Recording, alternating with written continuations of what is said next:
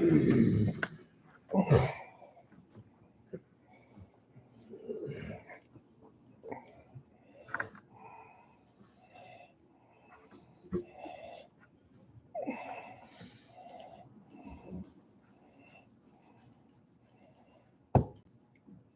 back we are. Welcome to another episode of Highly Unoffended. You're thinking that we're probably going to say it because we don't care. Beautiful night tonight here on Friday, March 7th. Beautiful day out in this bipolar ass March. But once again, we will endure. Tonight in the studio, we got some new guests. Like always, this podcast is brought to you by Number Juan Tequila. If you're not number one, you're number two. And who wants to be number two? Not us. I want to spend a special shout out to our boy Bob Starkman, Alex Alonso from my episode of Smuggler's Blues. I was contacted by them today. Also, thank you to Corbin West Recording Studios. Always letting me do my thing at their place. Tonight, we got a special guest. I want to say thank you to him for not getting a restraining order against me. You know, I stalked this guy till he said, yeah, he was coming. But, you know, like I always say, talking and stalking are only one letter apart and a court appearance. But, you know, nevertheless, today we have the powerful author, journalist, Mr. TJ English in the house. Mr. English, how you doing today, sir? I'm doing great. I'm thrilled to be here. Thank you, sir. Yep. Mr. English has a bunch of books under his under his cloak. He got some kick-ass books like Havana Nocturne, The Corporation, The Westies. If you know, you know. We got Patty Whack. Can we say Patty now? Is that a little racial? No, Is that a little offensive? no, it's been cleared. It's been cleared. Good. All right. Good. You say so. Yeah. You know what I mean? And obviously tonight we're going to go into the dive into his next, his newest established book here, The Last Kilo, because you know we're all Miami Vice heads here. We love that damn show. Yeah, I think that show is just so crazy pivotal. How music, you know, the music artists they had on it, the clothes, the fashion, the cars. You know, I don't think there'll ever be another show like it. That'll change. That'll influence culture. You know what's amazing about that show? It was on the air while that era was happening. You know, most shows and most movies are like Later. nostalgic. They come many years later and they're looking back at it. That show was like in real time. Yeah, I got lucky to know some of these Miami guys down there, and you know they said how they watched the Miami skyline just change because people think Miami used to be popping. Miami used to be old people central, you know, and it wasn't until hate to say the Yayo and the Cubans and the automatic weapons showed up, and you know what I mean and. Like Scarface, that shit just... It was retired Jews in Miami Beach. It was up until about 76. It was a sleepy little town. There was nothing happening there. Now, a lot of things happened, but one of the big things that happened was cocaine. Cocaine just completely transformed that city. You live? Hold on one second. Let me hear something. We good? I got you, brother. Right, okay. So tonight in studio, we got a freaking usual suspect. We got white boy Tim in the house. We also got our other boy. He's making his debut on the show today. We got our boy Tony. We'll call him Detective Tony. And he decided to pop. He hit me the other day. Said he wanted to come down. I'm like, okay, why not? The more the merrier. But yeah, like I said, some people think that Miami was born frolicking, and I'm like, not really, dude. No. Not if you do your homework. No, it kind of came out of nowhere. So TJ, before we start, we got to get to know a little bit about you. Mm-hmm. You know what I mean? Like I said, you already had Tony admit that he went into a dive on you. He did that. Yeah. He went, but we're gonna take it. We do our own dive here. Okay. We do a lightning round. All right. We've had Joe Pistone through a lightning round. Okay. We've had we're doing a lightning round. Doing a lightning All right, round. all right. So, you know what I mean? This is from the Well, heart. This is quick. Just don't bring up any old girlfriends Okay. or ex-wives. Okay, all right, We'll good. We'll be fine. All right, so lightning round with TJ English here at Highly Unoffended World Headquarters. Mr. English, are you ready? Let's go.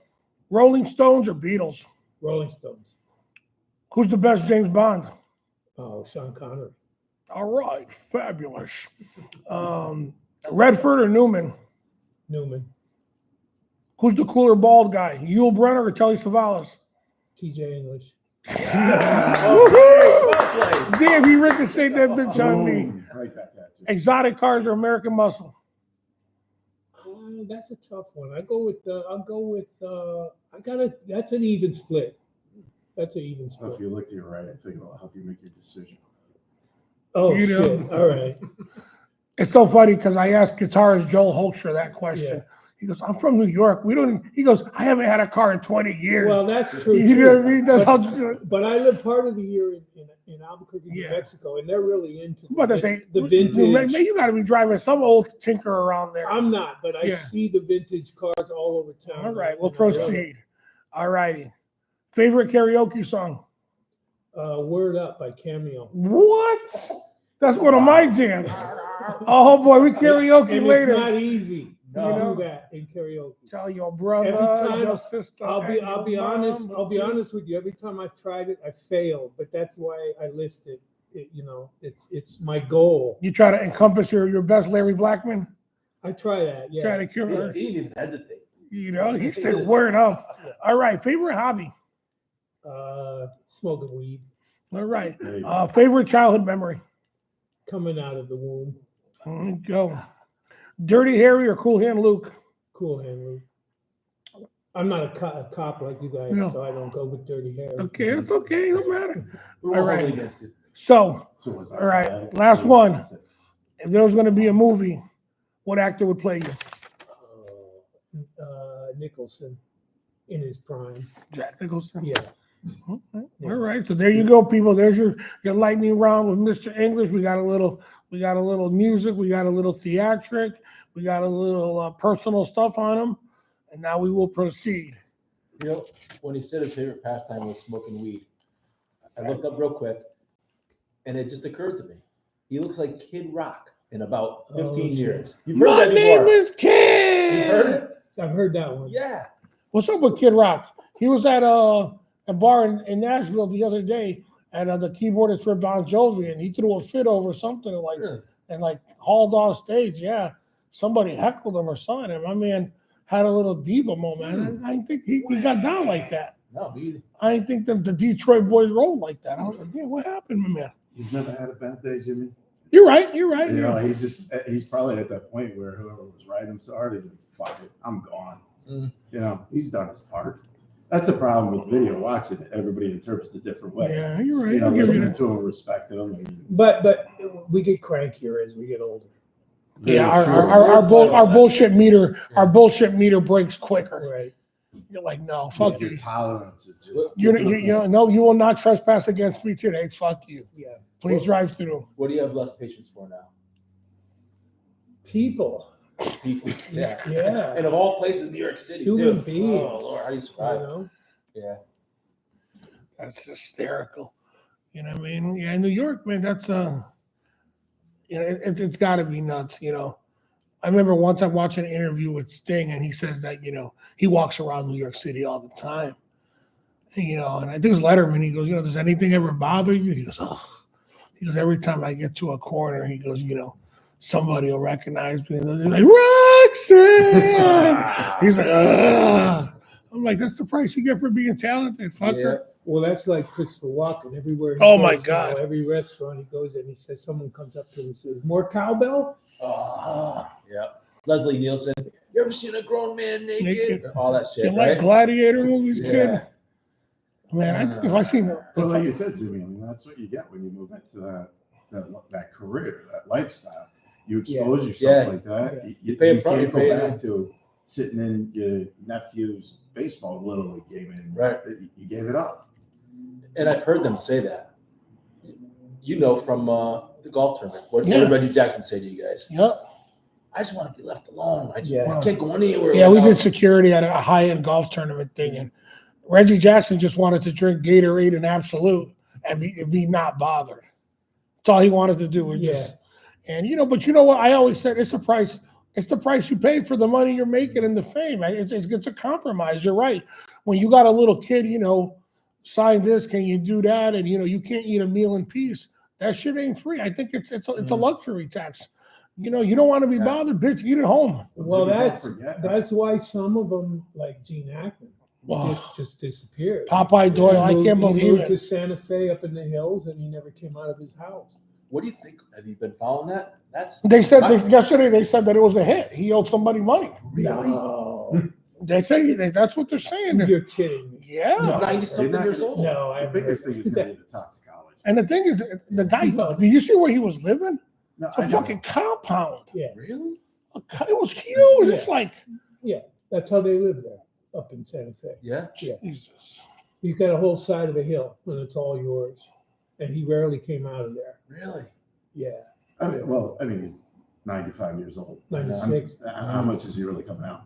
You know what I mean? At He that was point. he was I mean, if I make he it- was riding a bike up until about 3 years ago. I saw some of those Yeah. interviews where they were saying people saw that he was active, but again, at 95, how much are we? That's where the stories get. Oh, he stopped leaving the house. No shit, he's 95 years old. Yeah, when I heard it, I'll be honest with you, I thought it was probably a suicide. I'll be honest with you, my natural gut went to a murder suicide, or then I changed it to what if she walked into him and he actually just passed away and she couldn't live with it Yeah. anymore. So The That's what it's sounding broken like. heart, but Or Yeah, is that but what they what- want us to believe? But why did they have to take the dog with them? well, there's the twist. The dog was You know what I dead, mean? too. So that's where your story can't be so easy with It's everything. not an easy story. No. But it's yeah. And why one dog and not the other? Because wasn't one. I just have a feeling that at 96, and if we're lucky, maybe we'll get there. You're so physically incapacitated to just get up in the morning, put your clothes on, and function for a few hours during the day, and that's it. You're spent. I think mentally, psychologically, that can really probably be hard on a person. It is It's kind tough. of like this is no life. My wife's grandmother is. Oh, she's listening. She's gonna yell at me. 94, 95 years old. Don't violate her HIPAA, I know. bitch. I don't want to get sued. But Don't violate nobody's HIPAA. still lit. I'm not insured for that. You gave up a woman's age. You just did Yeah, that. yeah. A But bastard. she's proud of it, and we're proud of it. She still lives her on her own. Good recovery. Goes to the gym, a few times a week. Really? Driving. Just she won't stop. It's like That's one of those great. special people that just That's one. won't stop. But Fucking when you Jack talk to her, LaLanne. she is tired. So, like you said, you get to a point where you get exhausted. But I mean, with what happened there, I kind of shut my ears off and pay attention to what's going on there. Yeah. Because I don't know. I'm like everybody else. I don't know. You're getting your stuff from the news. The toxicology is really going to decipher Oh yeah. kind of how things Yeah. went.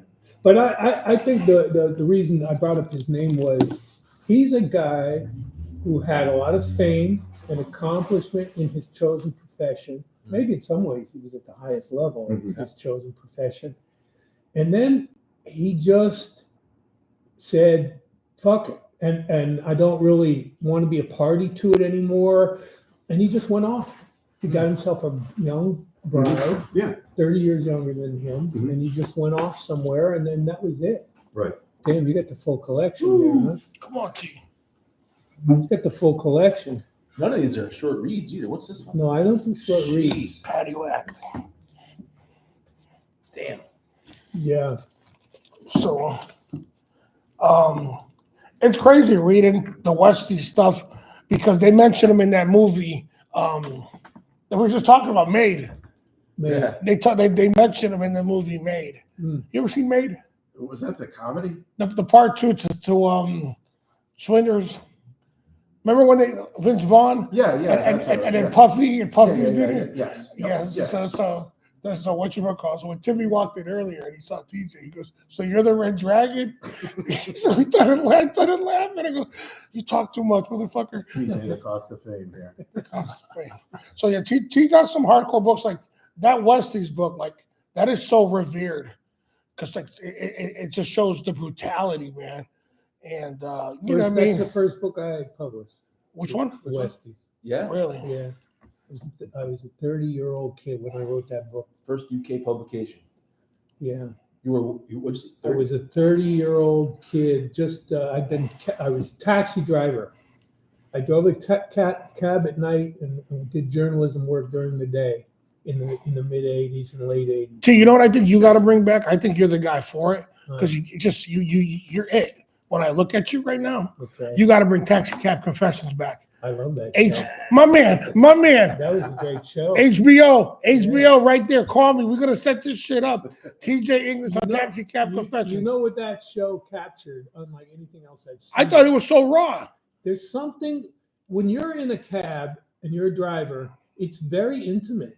It's a small space. Dude, When- I and when- love that And show. when people get in the back seat, it's like a confessional. Have you guys They- watched it or you they- guys don't remember the show? Jimmy, you got to remember, I did this for 20 years, so I got a lot of confessions from the back. Yeah. seat. So I guess I'm a good taxi guy. No. You ever watch the Road show? Dogs too, No, I right? was a cop for 20 years. He's a detective. So you ever see Taxi Cab Confessions on HBO? No. Oh, you're So messing up. so they're driving around and it was always usually after bar hours. There's hidden course. cameras. Yeah. Yeah. It's a real And thing. the fucking Yep. shenanigans, like, everything, like you would get sad things. Like I remember one episode, older white guy gets in the cab, gives the guy like $100. So the dude's like, where are we going? He goes, I don't know, but you got to bring me back on that $100. So the guy's like, well, where you want to go? Hmm. And he goes, anywhere. So the guy goes, I don't understand you, bro. He goes, look, I don't have no one in this world. I'm by myself. My kids live in California. He goes, all I have is $100 to spend a month to get out of the house and not be by myself. Mm. And he goes, so I guess write out $50 and come back and bring me back. And when I saw that, I swear to God, that it's still just ugh. Mm. And that's what he told the cab driver. He goes, I got $100 that I could blow. Take me out $50, drive around, and then bring me back. It's a lot.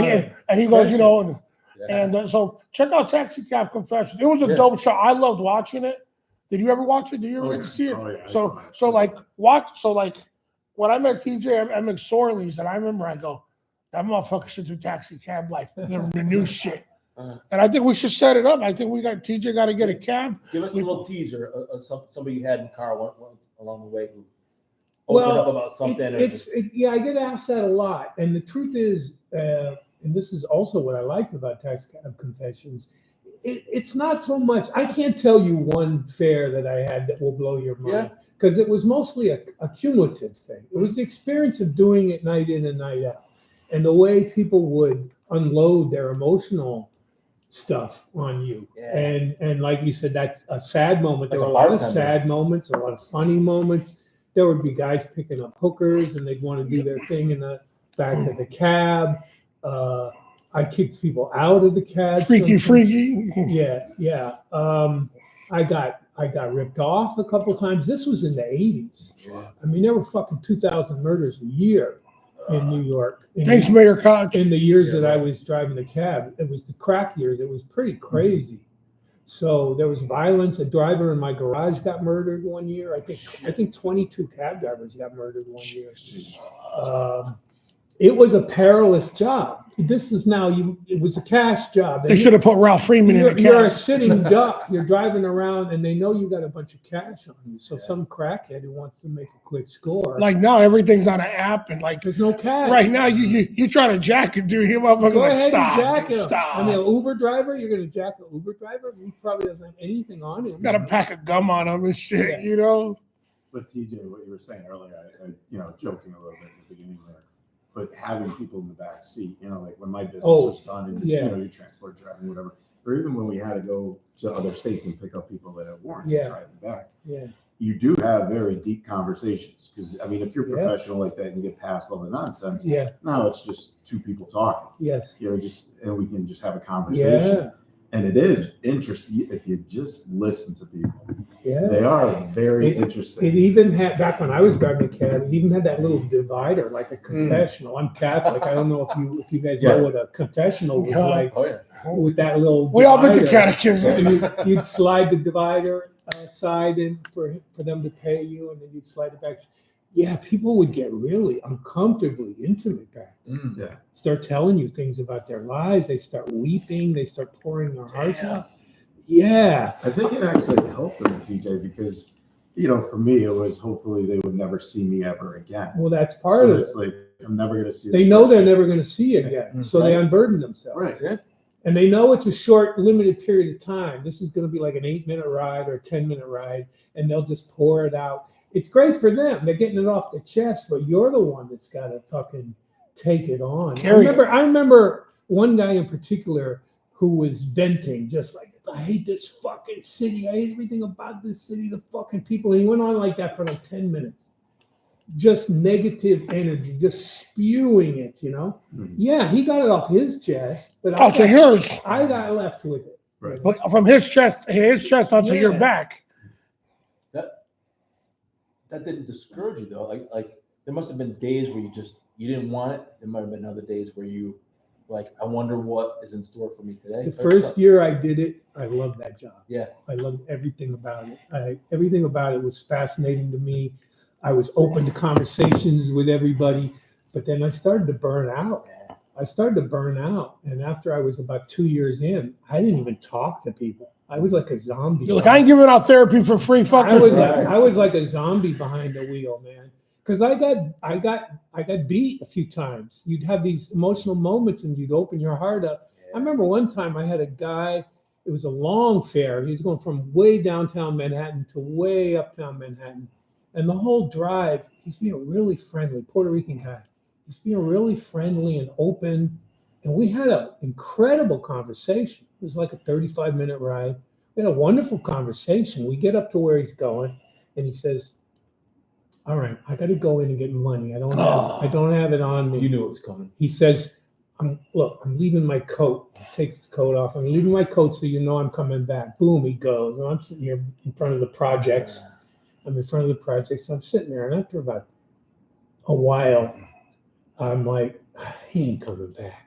And I look in the back at his coat, and it's some flimsy little piece of paper bullshit, I'm like, he ain't coming back. Beat me, and it was a big fare. It was about a $30 fare. What happens on the back end? You got to go back and tell them I got burned. Yeah, Yeah. you lose the money. It comes out of your ass. Absolutely. And not only the money, but the time you spent on Yeah. that fare. I spent like an hour on that. Well, you could have been hustling. Yes. That's Yeah. like I said, Taxi Cab Confessionals with TJ English, new season on Netflix, bitches. So you start getting beat, and the way you get beat is people play you. Yeah. They prey on your emotions. It's a guy who's really nice to you. He's Mhm. going to beat you. At that, I was young. I was in my 20s when I was doing it. In your 20s, So driving a it's cab in kinda New York. like, that's a hard lesson to learn that human beings are full of shit. And that when someone's being really friendly with you, it Mhm. maybe means they're trying to scam you. Those are kind of ugly lessons to learn about human Yeah. nature. So after a while, I got burned out. I'm sure we can all speak to our own experiences, about stuff like that. Yeah, absolutely. I can go on all day with this kind of stuff because this really interests me. But Yeah, it's human nature stuff. yeah. But that's what I loved about that job was the human nature. Because you see, driving a cab back then in the 80s, you got all kinds of people, rich, poor. You got all the strata of New York City Yeah. would get into your cab. And so that was just amazing. And for me, not being originally from New York, cab driving was absolutely invaluable in terms of learning the geography of the city, going around to all the different boroughs of the city. So that when I would see a report on the news the next day and it'd be like a shooting in East New York, I was just there last night. Yeah. I had a frame of reference with all the different neighborhoods of the city. That was invaluable. Mm-hmm. And so when I wrote and published my first book, The Westies, at the age of 30, Hold on, Tim. cab There you go. driving, I can say this unequivocally, cab driving gave me the swagger to be able to write a book like that.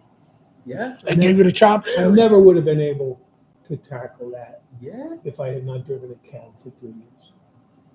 Because all the diversity coming in and out of Well, yeah. your office Yeah. every In day. what respect? Just learning the pulse of the streets of the city and the people that are there, and being able to handle being forced to have to handle all these difficult situations. Street smarts, it's called. Yeah. Learning street smarts. I wasn't from here, so I had to learn that. Cab Mhm. driving taught me that. Mm-hmm. And that's been an invaluable tool for me in the kind of writing that I do. That's interesting. Yeah. That's awesome. More important to me than any writing class I ever had. Absolutely. Do you see the world differently? Absolutely. Yeah. Yeah, totally different. Yeah. I'm more open. I'm very open. I'm maybe too open because I'm fascinated by human nature and human beings. So Mhm. I'm kind of like, throw it at me, man. I can. That's a curiosity that I think every writer has to have, and every journalist has to have. Like, put me into a crack den, a smokehouse, strip club.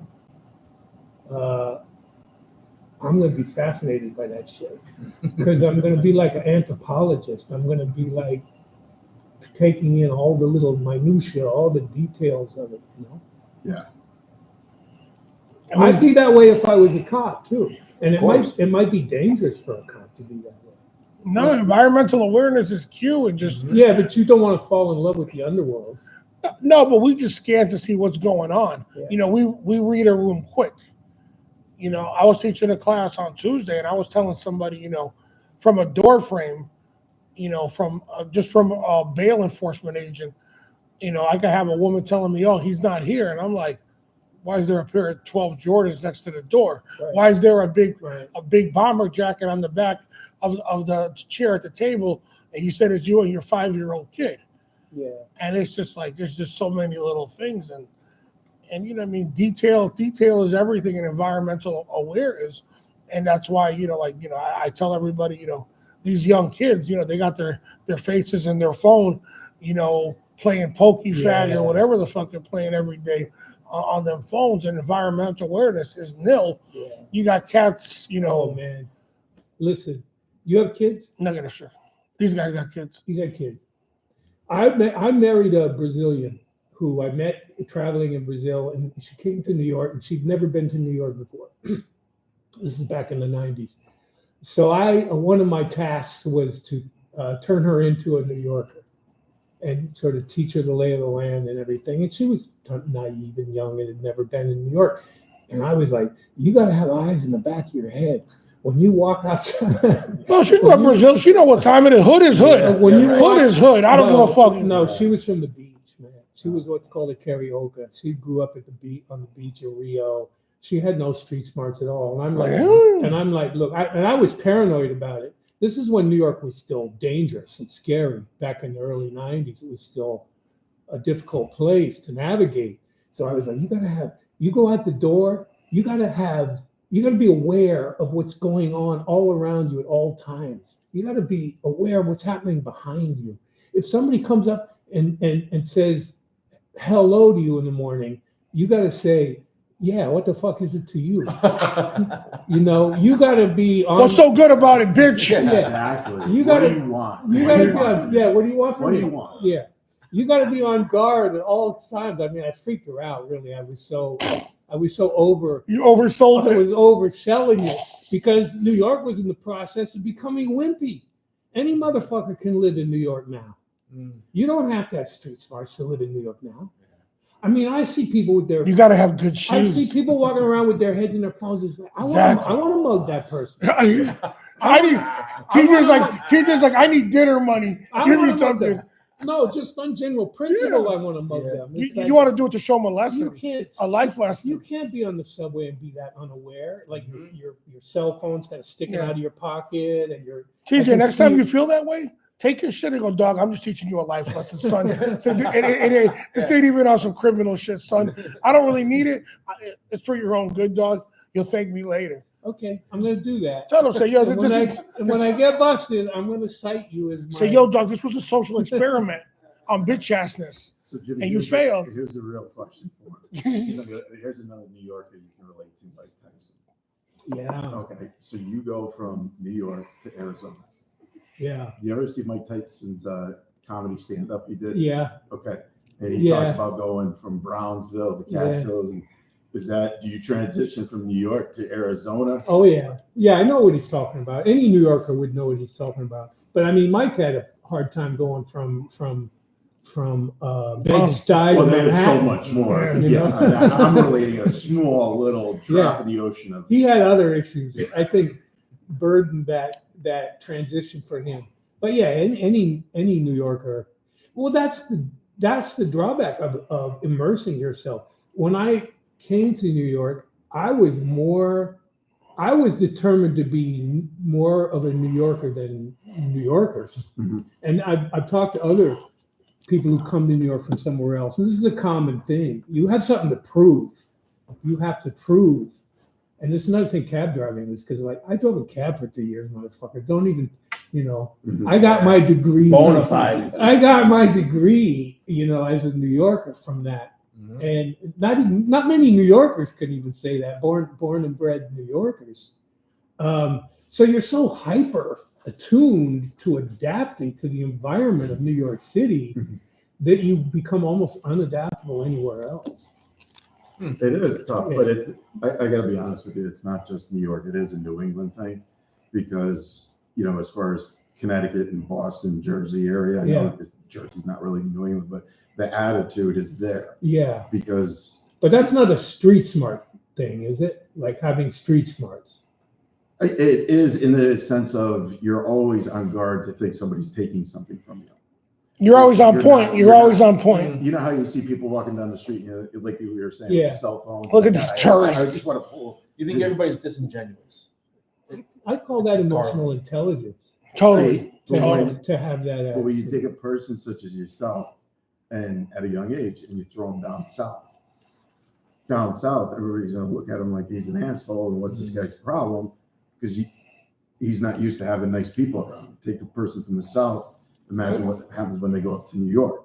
It's the culture for which Yes. we grow up in, Yeah, and it's funny listening to you yeah. because I've used the same words you have, and it's funny just in the area, especially with New Yorkers and everything. It's not a sense of rudeness. We're polite in our way. Born and raised New Yorkers are the warmest people I've ever met in my life. Does that include the people from Staten Island too? Because I heard Staten Not Island. as much. Staten Island, not as much. It's Like the Bronx, people from the Bronx, Yeah. people from the hood Boogie down. in Brooklyn that are born and raised there. Mhm. The first girlfriend I ever had in New York when I came here was from the Bronx, Marsh Loop Parkway, and I met her family and her cousins, and I'd never been in a family like that. I mean, they were just so warm. I think part of it is like, hey, if you grew up, what ethnicity was she?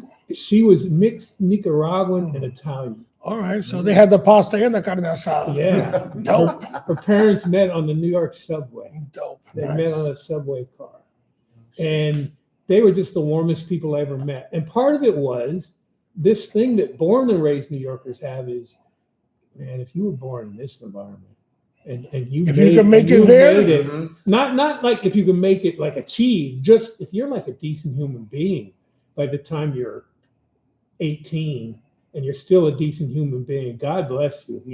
That's a shared warmth that New Yorkers have, the born and raised New Yorkers have. I just think depending where you're from and your environmental awareness, you become a product of your environment. And like I could never take a Boston guy seriously, not with that accent. I could never. Just imagine. Go a little bit north to Rhode Island. But Boston, all right. That is brutal. But I'm It's sorry, nails. but you've heard me say it. Like those guys, they got it tough because none of those guys will ever be in a porno. Because the way they talk, nobody's be like, "Suck my cock, They can- had I'm they- so fucking had. They can dub that. I'm so They fucking can dub, had. they can dub that. Oh, my cock is so had right Somebody's now. watching a little bit of porn and You know what I mean? You fucking those guys will never You make haven't it. seen that? Those porns where the voice is going this way, or the mouth is going this way, and the voice is something different. Usually the mouth is doing something else, but Just imagine the search is going on right now in Pornhub for Leprechaun Boston. got it. Oh, Right, it's- good point. It's over. You just shut down that server. You just lost your whole Boston market. North Warwick porn. Yeah. You know what I mean? But it's all in your upbringing, like you're saying, because my father's side of the family is from Queens. Yeah. And my father grew up in Queens as a kid. Yeah. And, they go to Connecticut. But it's that you never forget where you came from, and the family environment around it is just amazing. So, Yeah. so you know what I mean? I a big part today. I picked up TJ at the train station, and I fucking hated it. Not that I didn't want to pick him up, because I knew we were gonna lose traction, because we had some great shit going on in the truck We talking. used all the good shit. You know what I mean? I'm like, why I gotta pick this? I almost asked you to go pick him up because I didn't want to converse. Because I didn't want to converse. I didn't want to converse with the dude. I said, because I know, because we fucking played one upper in the truck. He had a good story. I had a good story. So we went fucking all the way down the highway. That me and Tony are not even here. You know what I mean? No, but it's We're gonna go back to hand jobs here. Like salt and pepper going on. Get so some shakers. so it was great, but no. We used it up in the bullpen. Exactly, we used it up. I but don't know no. if I would- Keep going with this story. We're into a bullpen now. Where else we going? You know, but no, we had some good ship. So your Westies was your first one, Yes. and Yeah. before that, what kind of writing were you doing?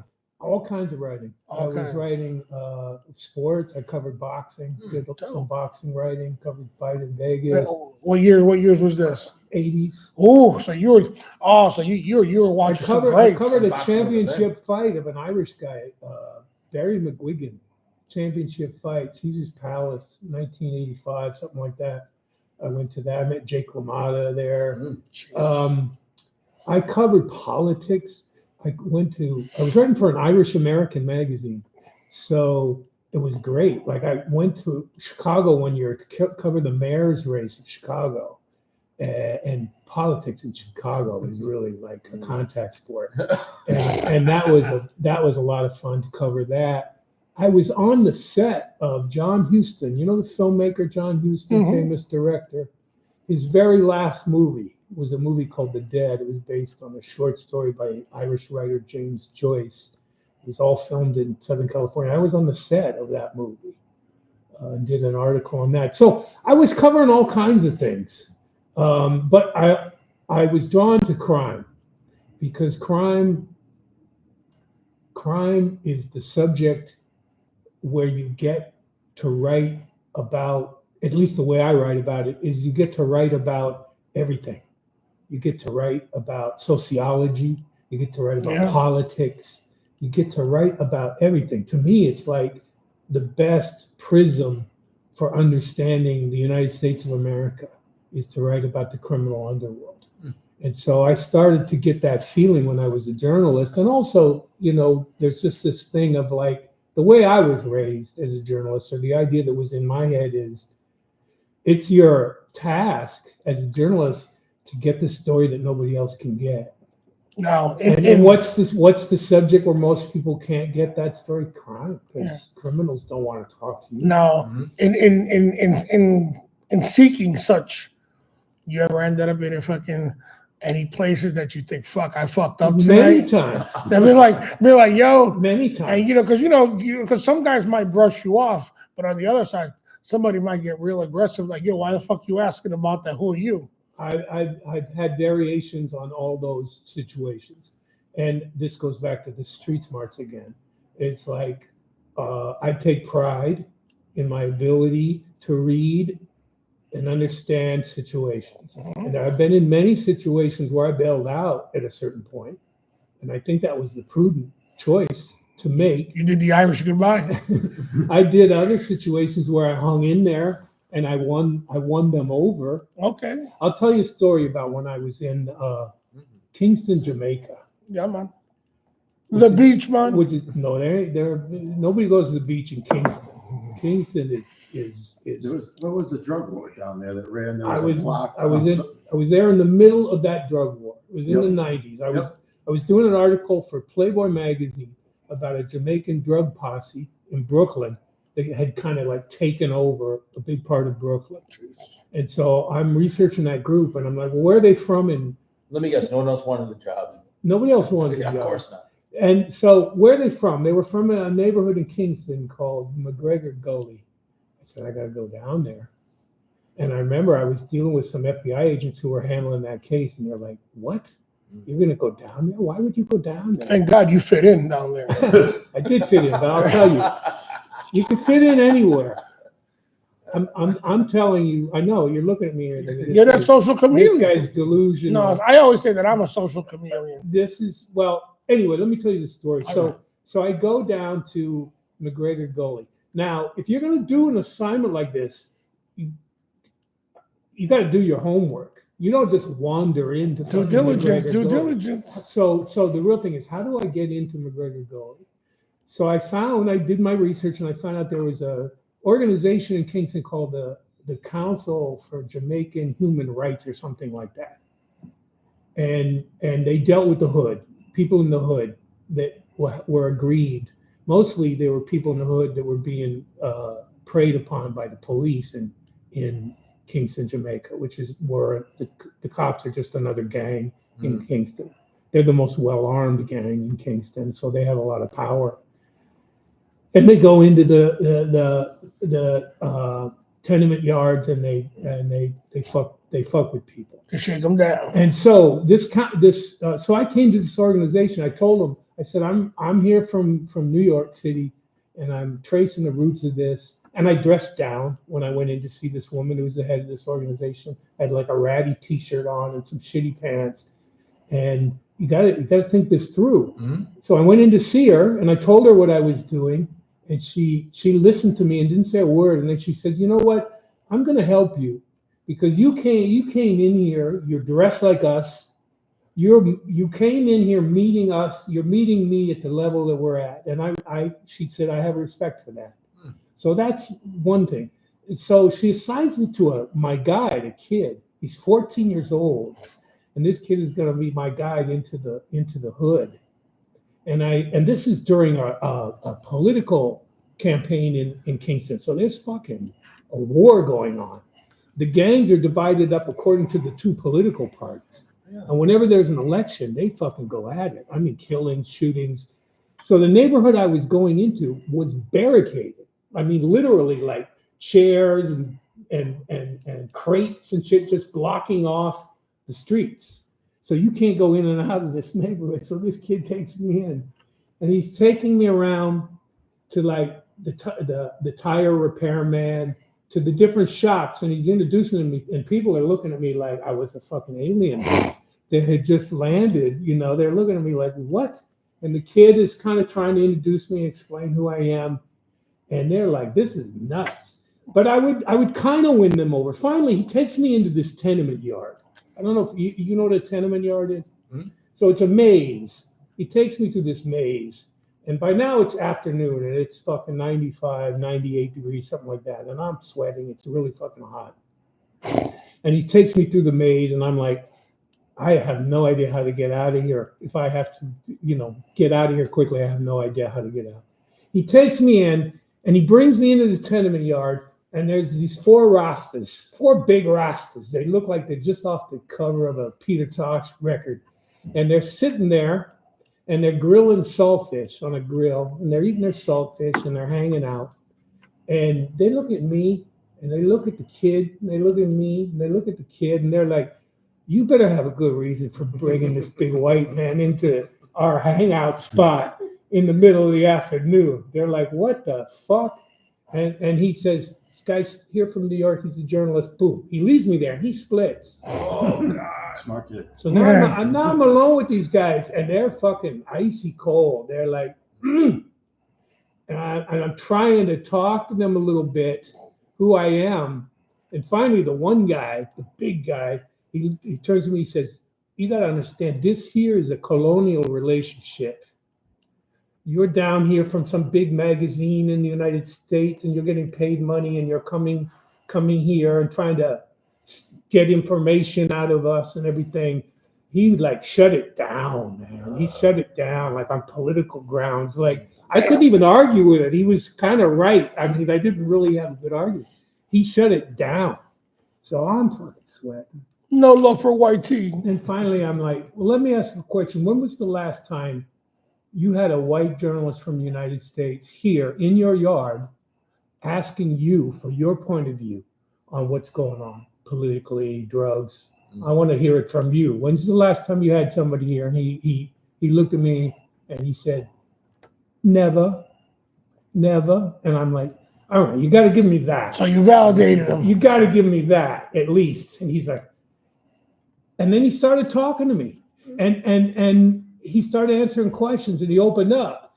And when other people would come into the yard and look at me, he explained why I was there. Now he became the guy who was like on my side. He became your ally. But here was the real test.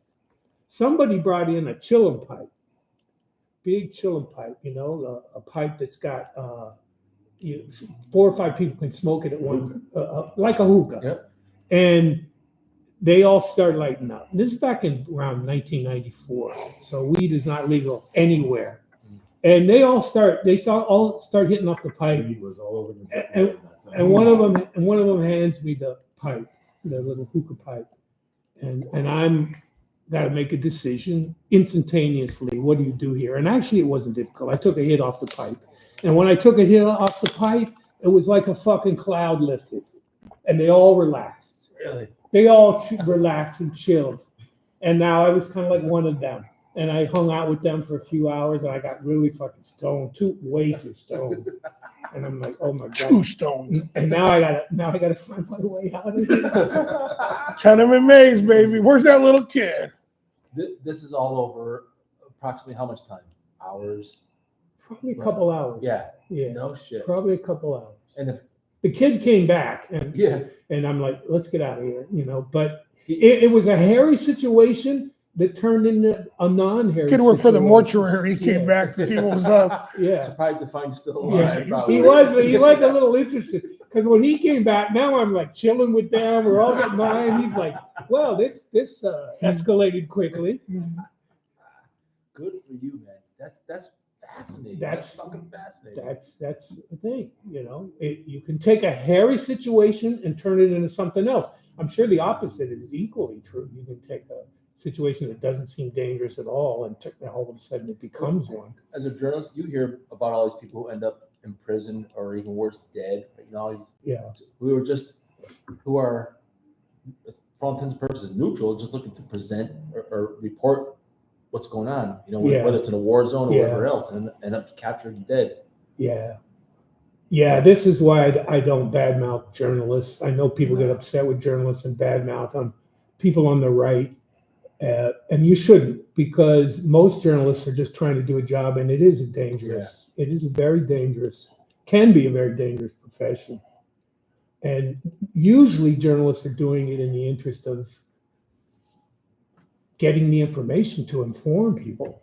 Well, I think that's a calling for you Yeah. guys too. Yeah, Yeah. Like you said, you're going into war zones and danger areas with no weapons on your side. none. It's the power of the pen at that. Yeah, no. Well, it's your wits. All you have is your wits.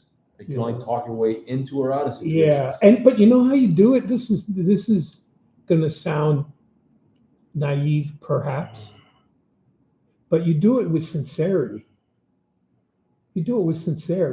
Those guys eventually could see that I was sincere, and they accepted that, and they saw I wasn't there to use them, and I wasn't exploiting them. I wasn't trying to exploit them, and I had enough time there to melt away their resistance until they just started to relate to me as a human being.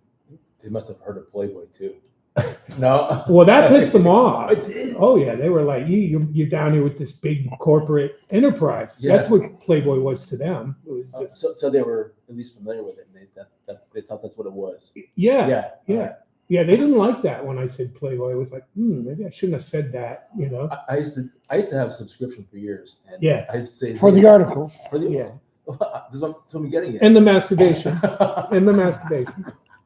But he collected them and made wallpaper out of them.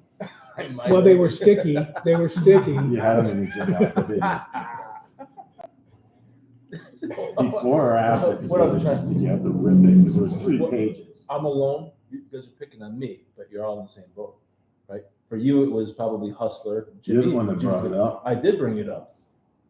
So anyway, Jokes. if there were 140 pages or so in Playboy magazine, only about 8 of them had nude photos in there. And sometimes my wife would open up and go through it before I even did. Listen, when I finally got into doing, after I published the Westies, I became an established writer. And I went to work for Playboy magazine, not on staff, but I mean, I did a series.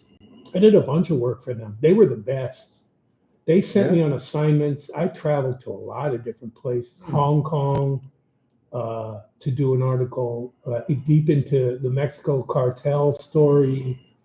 I was like thinking up ideas because they had the budget where they would finance you to travel. Nobody does this anymore. Journalism is kind of dead in terms of having the budget to finance that kind of stuff.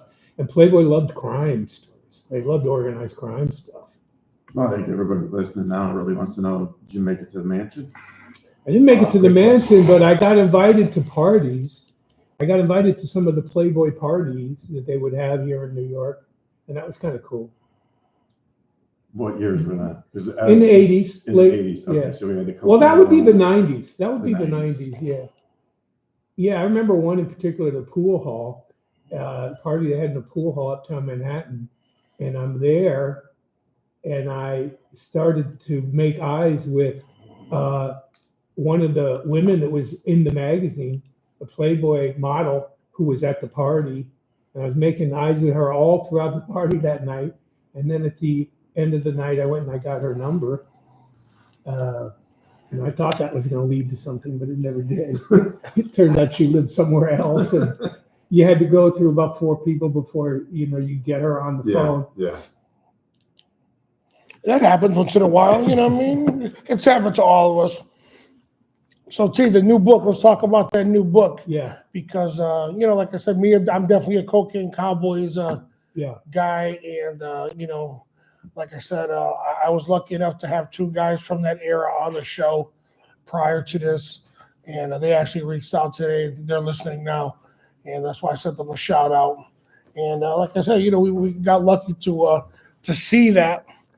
And how the Miami Vice thing, between all the major players that when they came in and they came in deep and just to hear the stories, like, I remember I seen a documentary and they were talking to FBI agent, I think, and when they were watching Carlos Aleder, and they were watching this guy's house, and every month, at the end of the month, carpenters would show up at this dude's house, and he would add on to the house. And then the guy didn't even have a girlfriend. And they're like, yo, why does he keep adding on and adding on? They were just adding on to put money in the walls. And it was just like, damn. yeah. And you had one guy talking about he owned a whole block and he put tunnels and they were hiding. And it was just like, and then, what's the 2 brothers that were building the boats? Well, there was Willie and Sal. Yeah. They were brothers. Yeah, Willie and Sal building the Yeah. boats, and these guys were building the speedboats. And they built speedboats, right? Mhm. And they also built the boats that they were selling to the Coast Guard guys. But for some reason, the drug guys always had the faster ones. And the Coast Guard, you know what I mean? And you guys might not know, but down in South Florida, if you ever hear the term square grouper, Yeah. you know what square grouper is? Oh, hell yeah.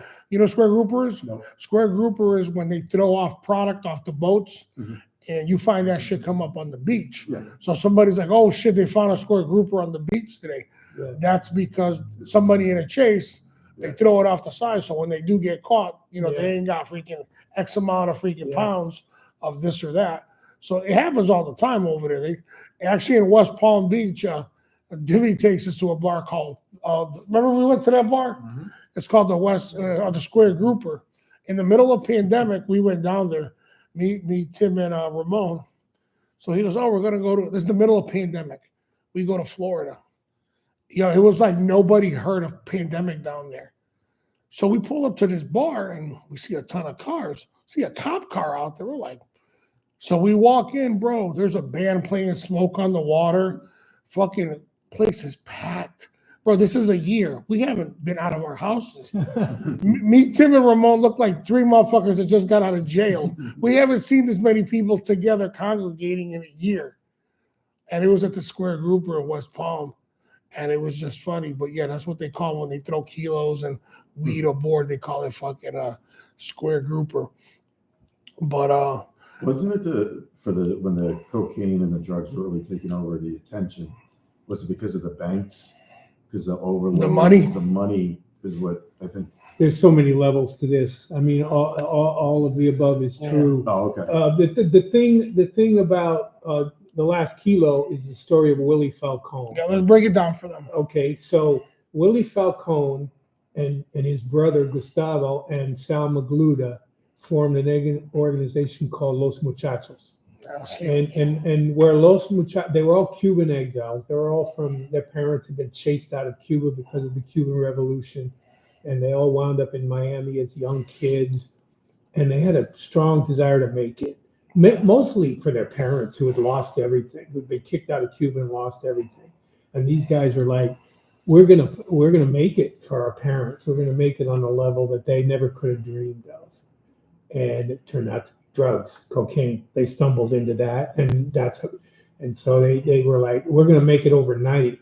We're gonna achieve the American dream like instantaneously. And so what they did is they were in on the ground floor. They were like the pioneers of the cocaine business. And the way they started it was they were active in the anti-Castro movement in South Florida. They were going to rallies, down with Fidel, we're going to kill Fidel Castro and take back Cuba. And there's aspects of that movement that were obvious, and then there's aspects of that movie that were covert.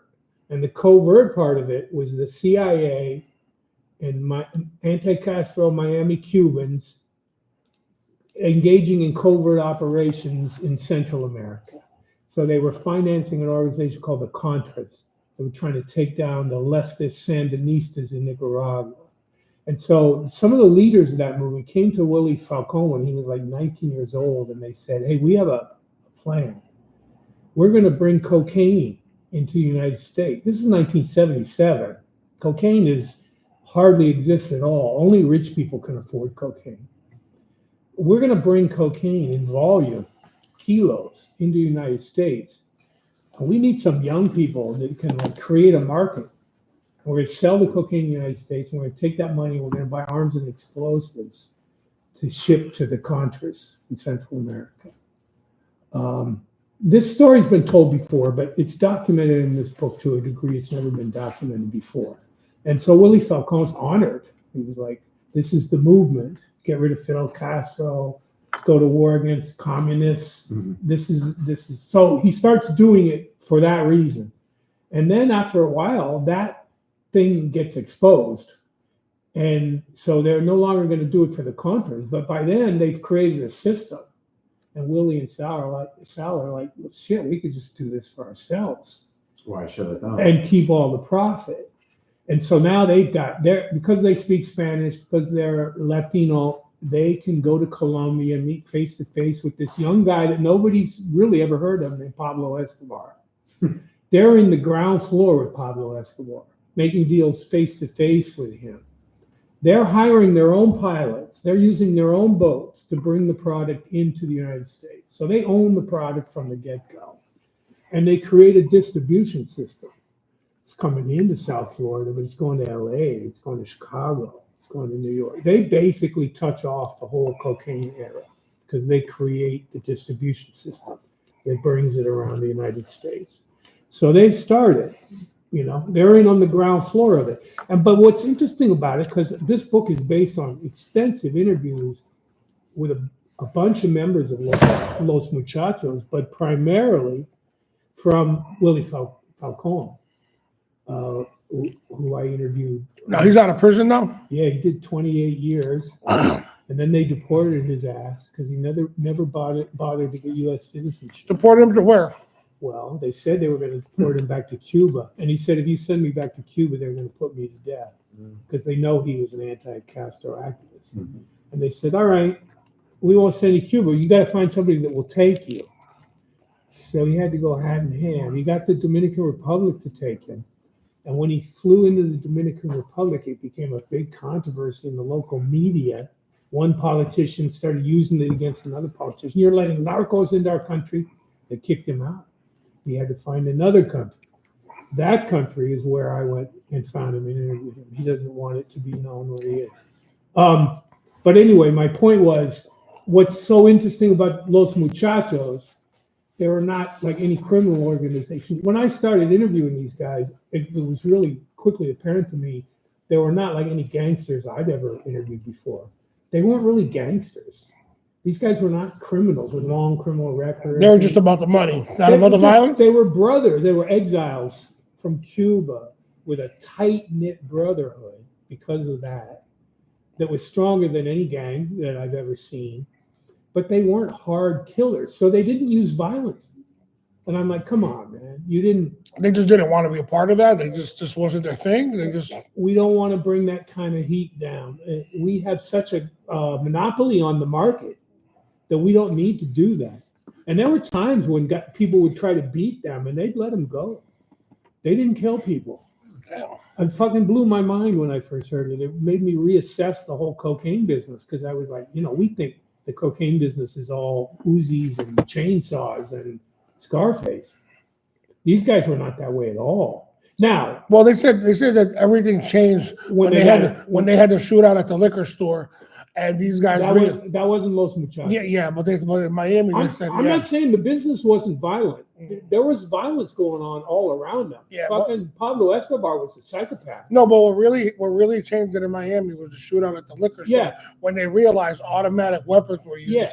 and they go, "Oh shit, it's a new day," because they said till that day, there's never been any automatic weapons. You're right. And they said that day they realized that these guys were using Uzi 9s. Yes. And they were like, okay, well, this is a new beast here. But this is what makes Los Muchachos even more extraordinary because they were doing business in that world without using that. They were just cavalier about it. No, they weren't cavalier about it. They actually thought they were smart about it. It was like, we don't need to bring that level of heat down on us and disrupt our business operation. Now, where this changes is when they get indicted.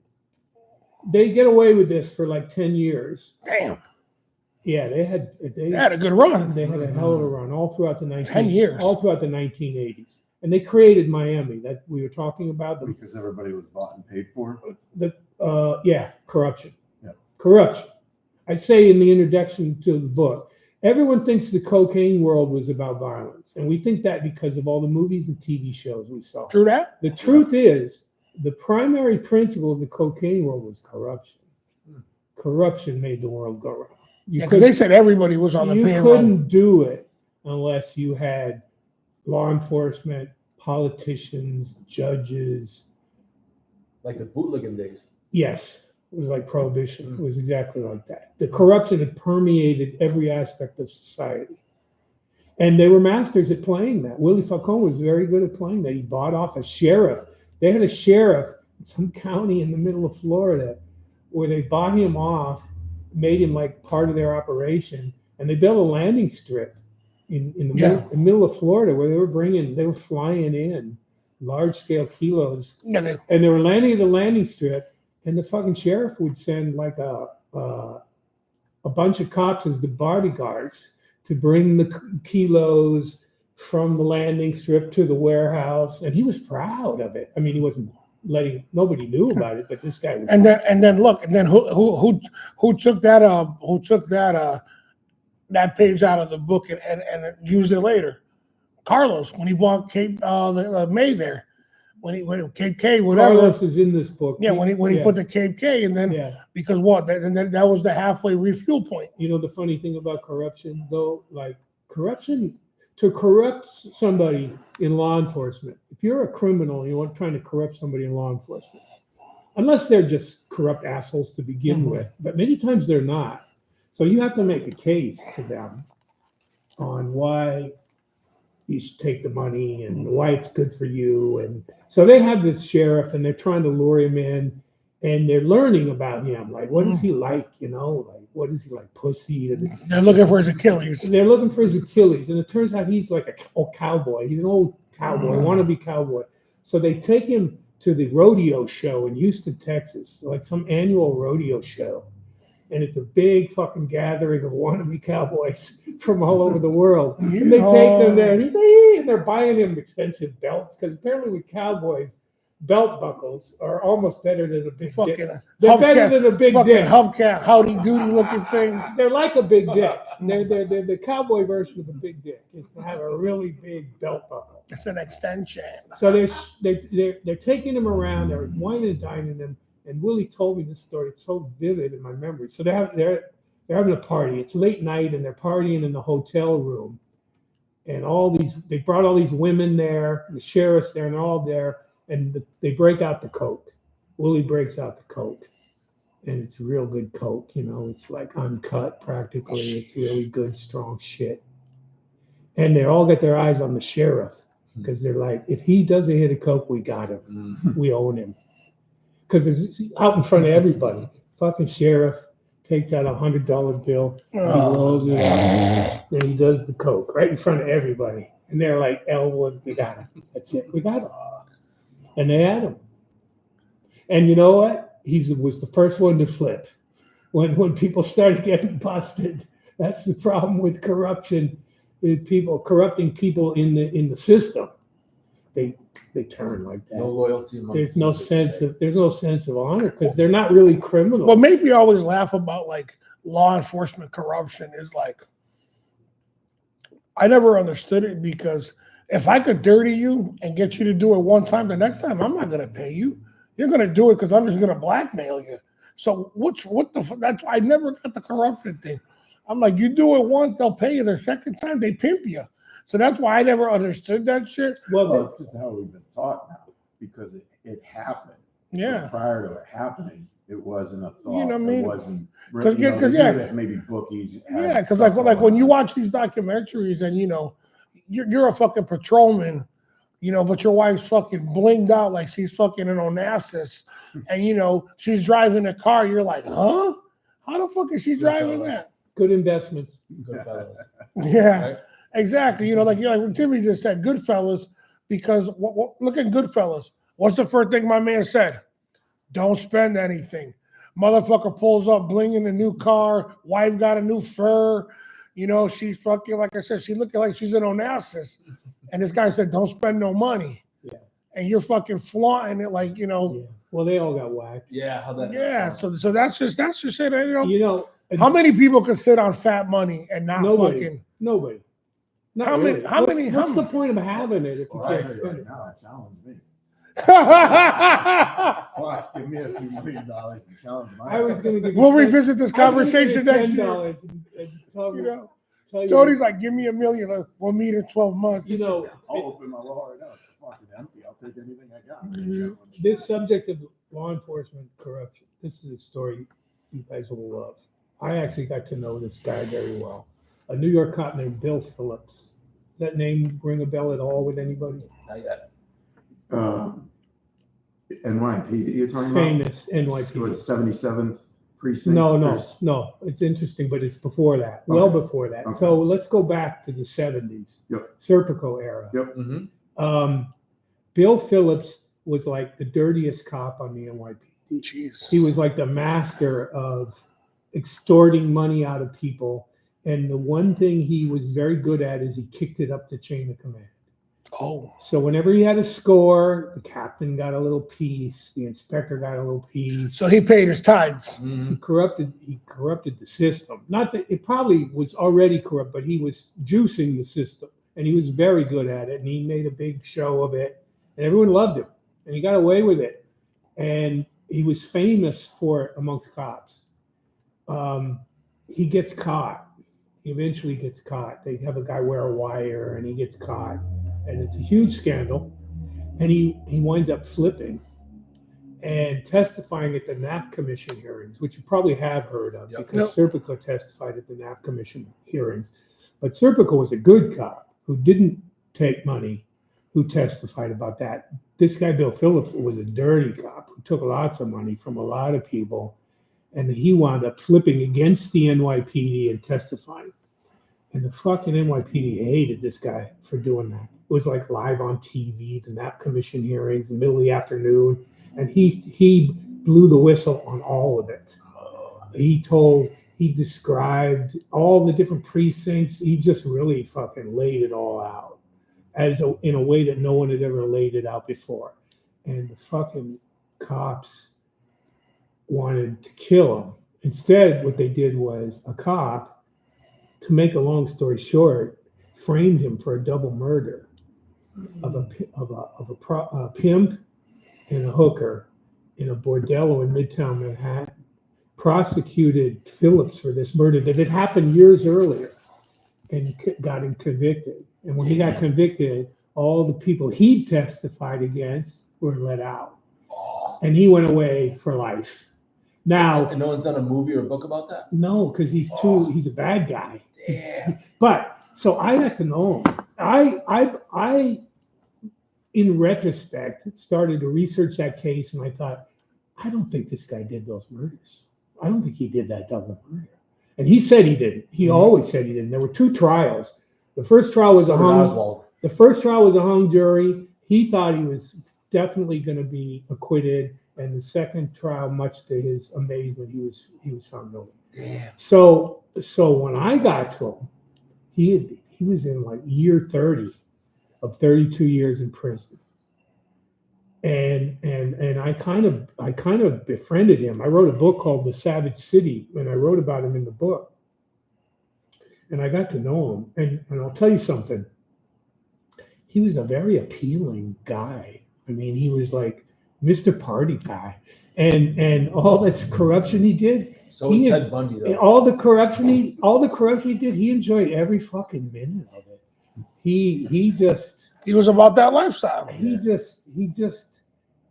I mean, if you're gonna do it, you probably should do it like this guy did it, and just run with it and enjoy it. But he said, I got caught, and it was like, he did have a guilty conscience somewhere deep down. He was a Catholic, Irish Catholic guy, and he became he snitched against everybody, and they hated him for him. And I think they framed him for a double murder he didn't do.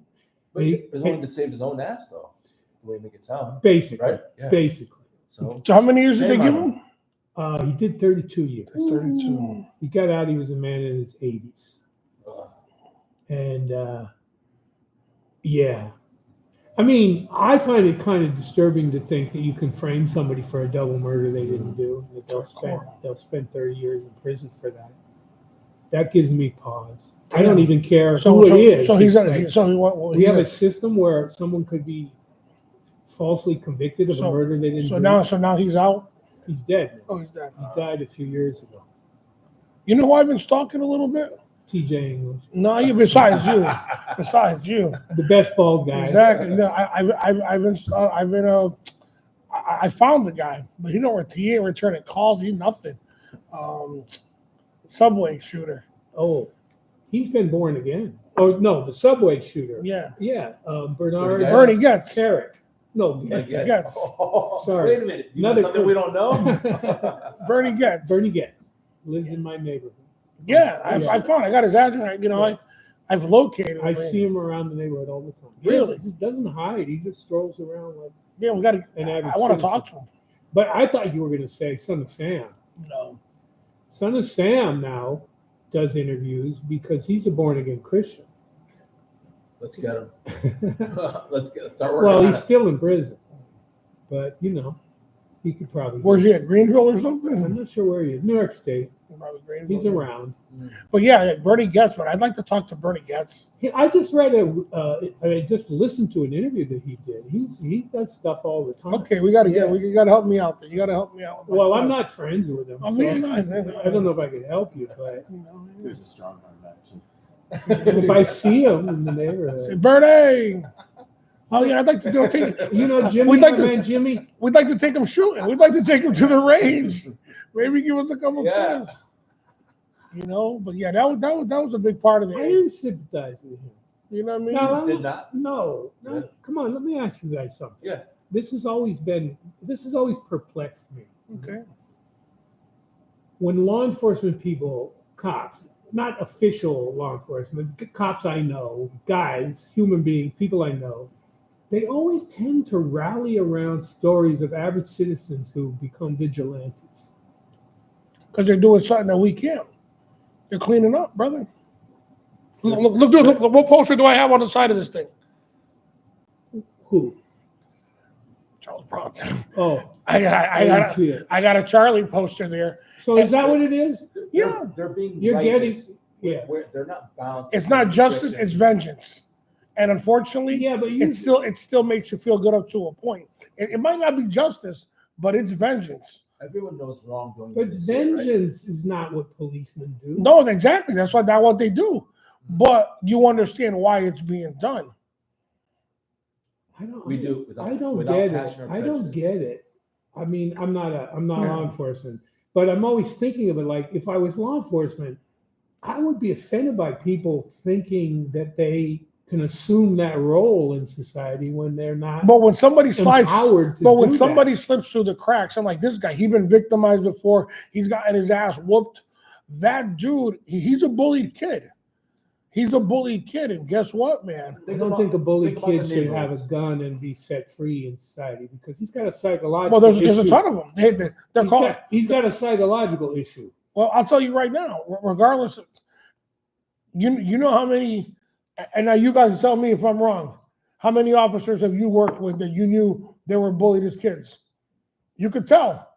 They got a uniform and a badge, you know. And I'm not trying to diss. I'm not trying to diss the profession. I'm part of it, whatever. Mhm. But you could tell there's guys that you're like, yeah, this guy was a bitch ass in school. Okay. I worked with a dude who was fucking bullied in high school. His sister used to stick up for him. Yeah. And now him as an officer, he was a piece of shit. He was a piece of shit. And like I said, you could tell guys like that. They are, you said, released. But you take a guy like Bernie Getz, man. But those bullies you're talking about, at least they're doing it through the profession of policing. At least they're doing They've been it, assigned to do it. but they're doing it through a socially legitimate way of doing it. You know, to me, I don't see it. So what's the difference? One guy's getting a fucking W-2 and one guy ain't. One guy, okay, you become a cop, at least to a certain extent, you're vetted Yeah. psychologically.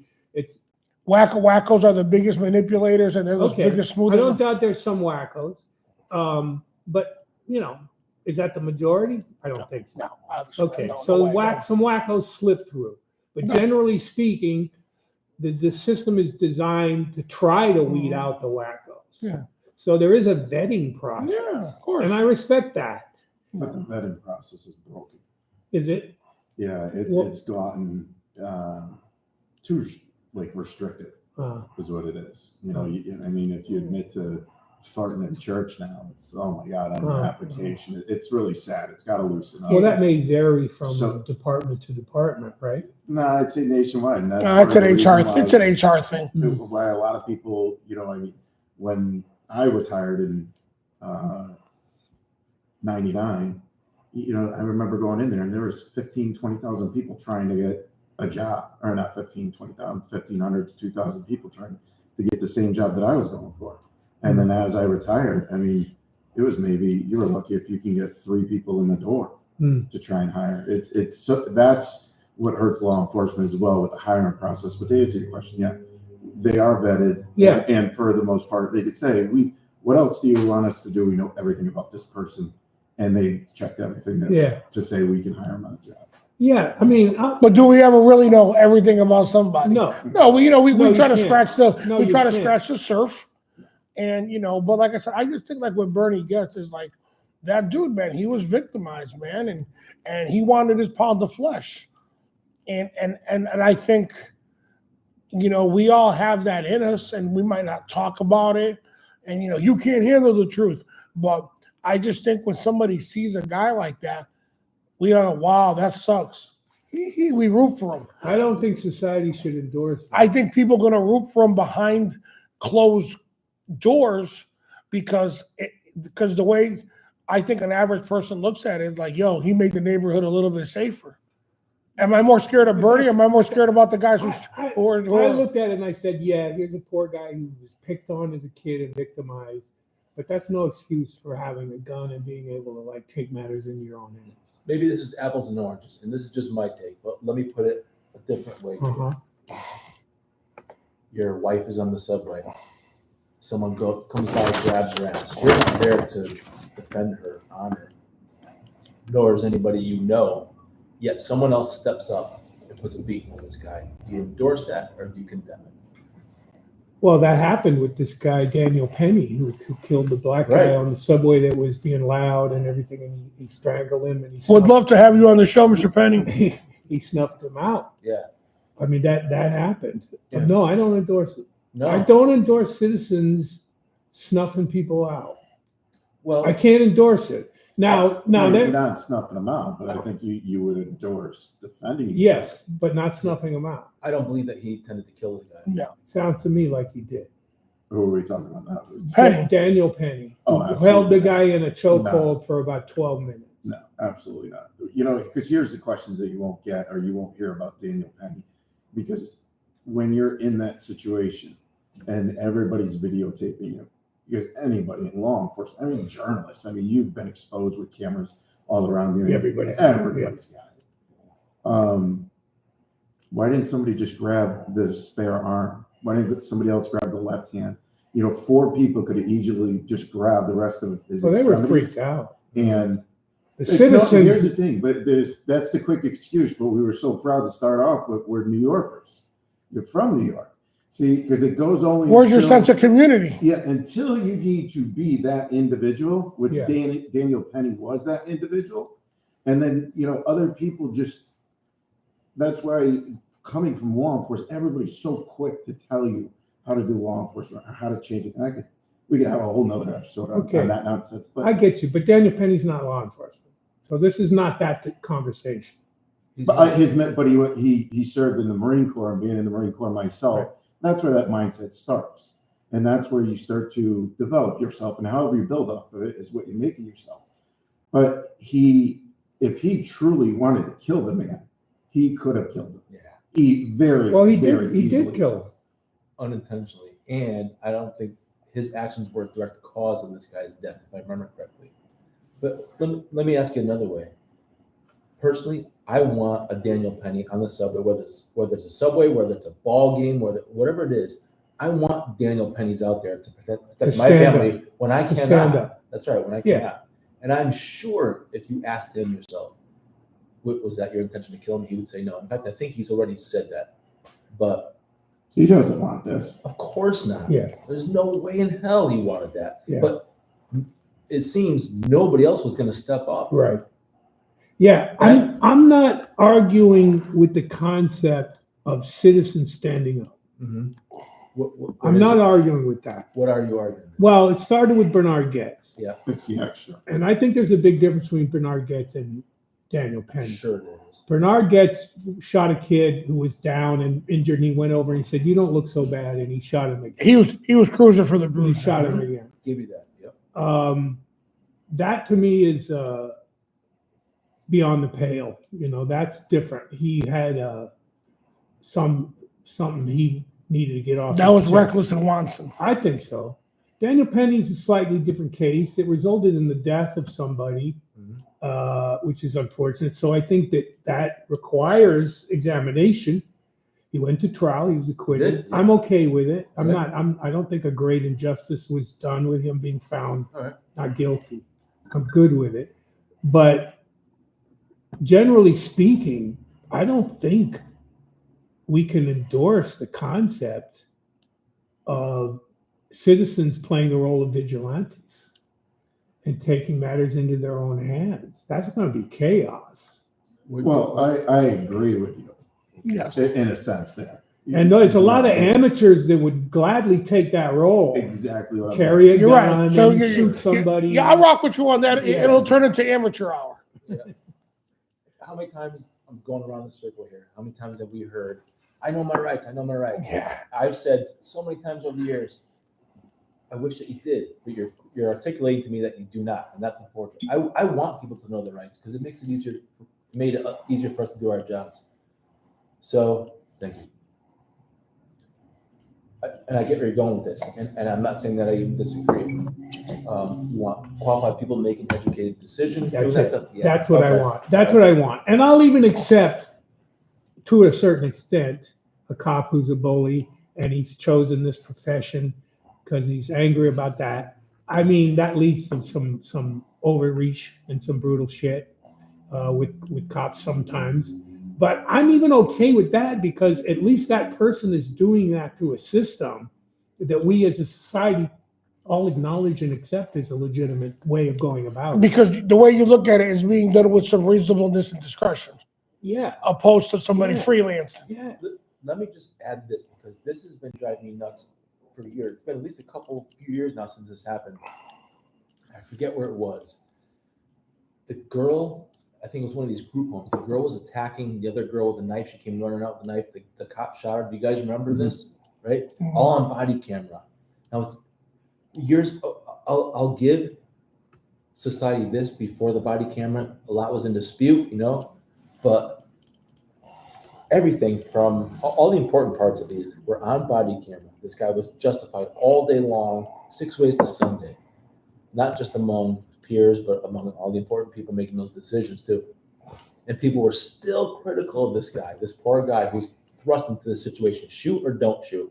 And he shot accurately, killed, as we say, he neutralized the threat, right? Whatever you want to say.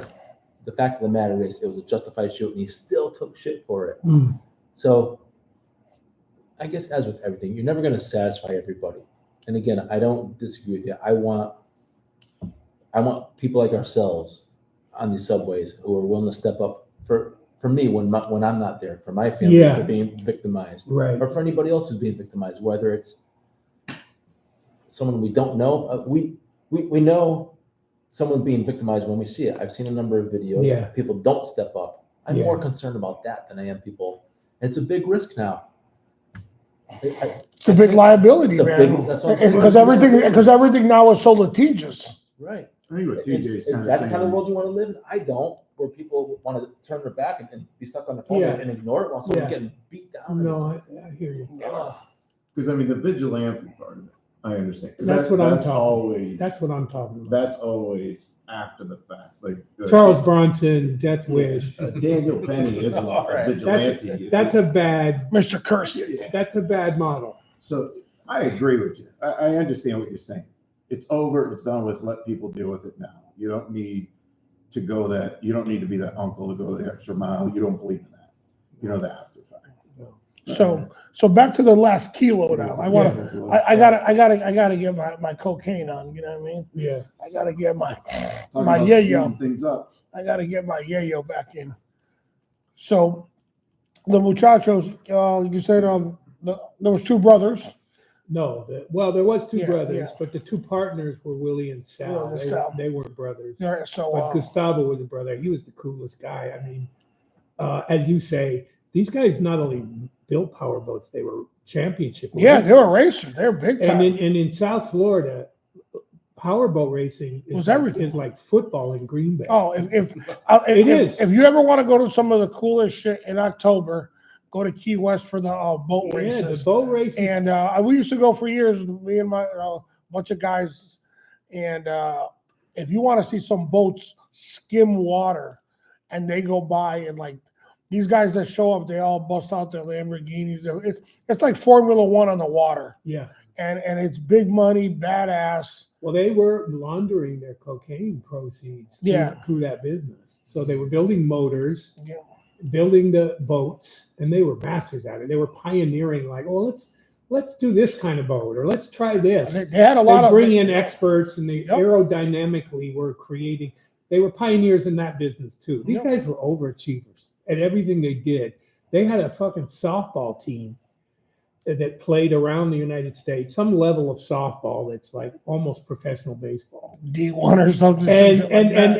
and they were hiring ex major league ball players as ringers on their softball team, and they paid them as much as a player like gets paid at a certain minor league level. You know, they pay. Okay, you're on our team. You're going to get $500,000 for this season. You're our shortstop. And I think I saw one of And them. Ain't these the ones that so they would cheat at everything. They cheated at everything. ain't they these the guys that the high school that they went to, they needed a new scoreboard. Yeah. they And always and the did. coach called them like, hey, you think you can help us with a scoreboard? And they're like, how much is it? Yeah, you get one. And they didn't help. They just got what shipped over Yeah. there. So they were Robin Hoods of Yeah. Miami, and they were Yeah, I remember I they were read that. revered in the community. they were kind of loved because they were party guys. They hung out at this club called the Mutiny, which is like, I guess you'd call it Miami's version of Studio 54, but it was even better because it was a hotel that had a club in it. And so you'd party like hell in the club, and then you'd go up to the rooms. And the rooms are all like theme rooms. There was the Egyptian room, there was the Polynesian room, and they were all like bacchanals and fucking orgies and shit in these rooms. Any people who I know who described that scene to me, and I interviewed a waitress who worked at the Mutiny, and she came from like the Midwest and went to work at this club. She said, I didn't even know what cocaine was when I went to work at this club.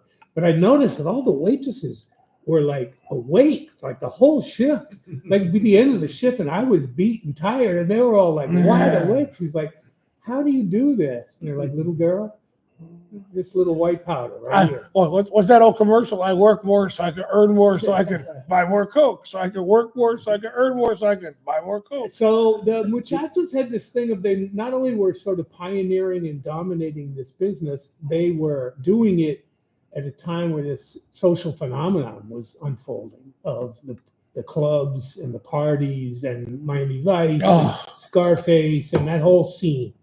And they were literally fueling the development of that city. So cocaine money, high rises were going up all over the place. They said the skyline overnight They was created just, Miami. In the book, I have a picture of like Miami 1979, Miami 1990. And in that amount of time, the fucking city just exploded. You know what just occurs to me? Remember, there was always pushback about like specifically Columbus.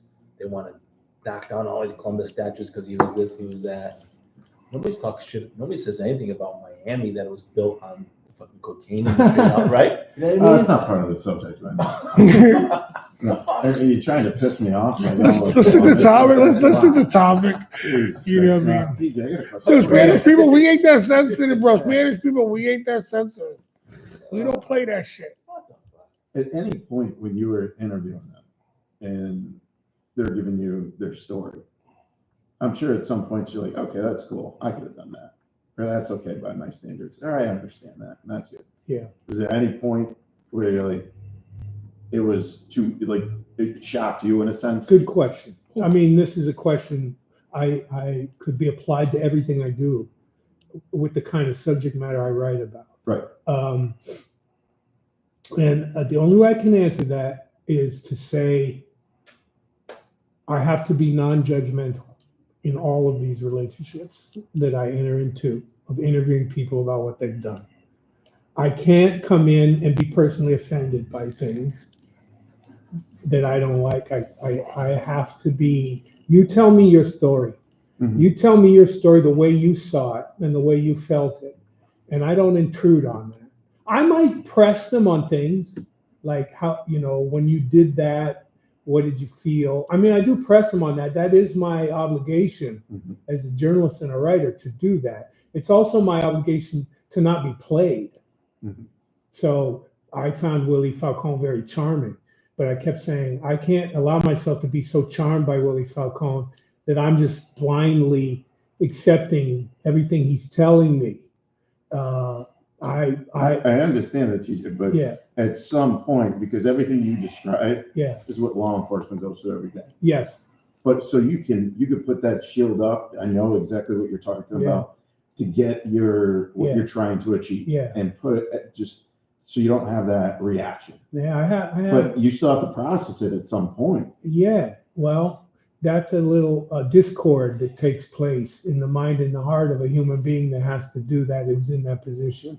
Because I actually take pride in getting people to talk to me openly and freely. All my books are based on that. Mhm. I try to tell my stories through the point of view of the people who lived it. Mhm. So yes, I interviewed the cops and the prosecutors, but I tell my story from the point of view of the criminals. No, I understand. That's what I'm known for. But I'm answering your question. Oh, Let me get at it. So right away I know, like, okay, they have to feel free to talk to me, and so they have to know that I'm not going to impose my point of view on them. I'm a Irish Catholic kid that was raised with a very strong moral, ethical compass. Mhm. I like to think that's how I live my life. So I'm not glamorized by criminals. I'm very conscious of not wanting to make them cool. You're not enamored.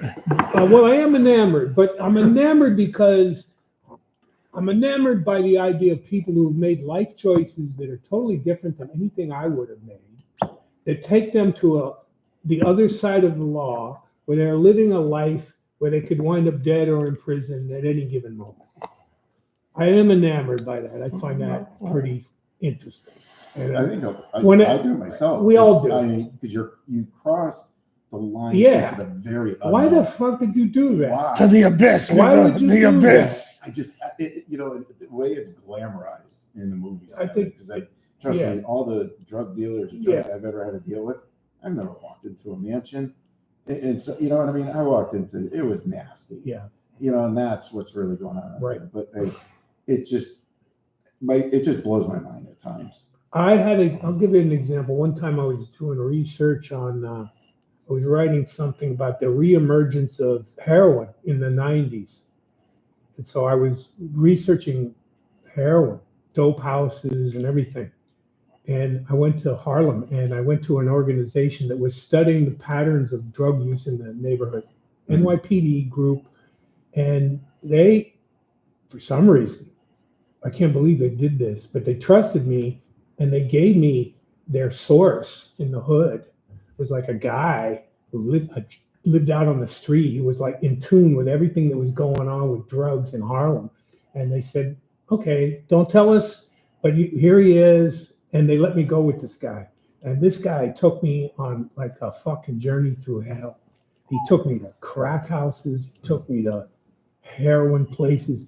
He took me to a crack house one time when there was a dealer there who was a total in the NYPD. I don't know if this is a universal term, but a skell. This guy was a total skell. He was a drug dealer. He was so skeevy. I felt uncomfortable being in his presence. And he said, hey, you want a woman? You looking for a woman? You need a woman? And he raised up a thin piece of cardboard or something. And there was a woman under there, like out of it, a junkie, like really out of it. He's like, you can have her, man. You can have her. I was like, oh. Man. And I remember at the end of that day coming home, and it was like, oh, that's really hard to shake off. That's like levels of human depravity that the average human shouldn't see. Nobody should see that. Nobody should have to experience that or know what that is and everything. Yeah, you got to live with that. You got to carry that with you or absorb that or whatever. But I imagine law enforcement deals with that kind of shit all the time. Everybody does. What do they say? No, the average person does not. Well, I take that back. Yeah. I did a broad stroke there, but I was my mindset was like first responders. But it goes from that profession, into the nurses. But you're trained for that, right? You're trained. Hold on. I was He trained for he that. said something. You're trained to prepare for it, Yeah, and then handling it's another thing. right. You know what I mean? I could tell you, hey, I want to show you something nasty. Okay, so I gave you a heads up. I let the buyer beware. But the shock is still a shock. And aftermath, we can't control aftermath. And that's why, they say, once you know, you cannot unknow.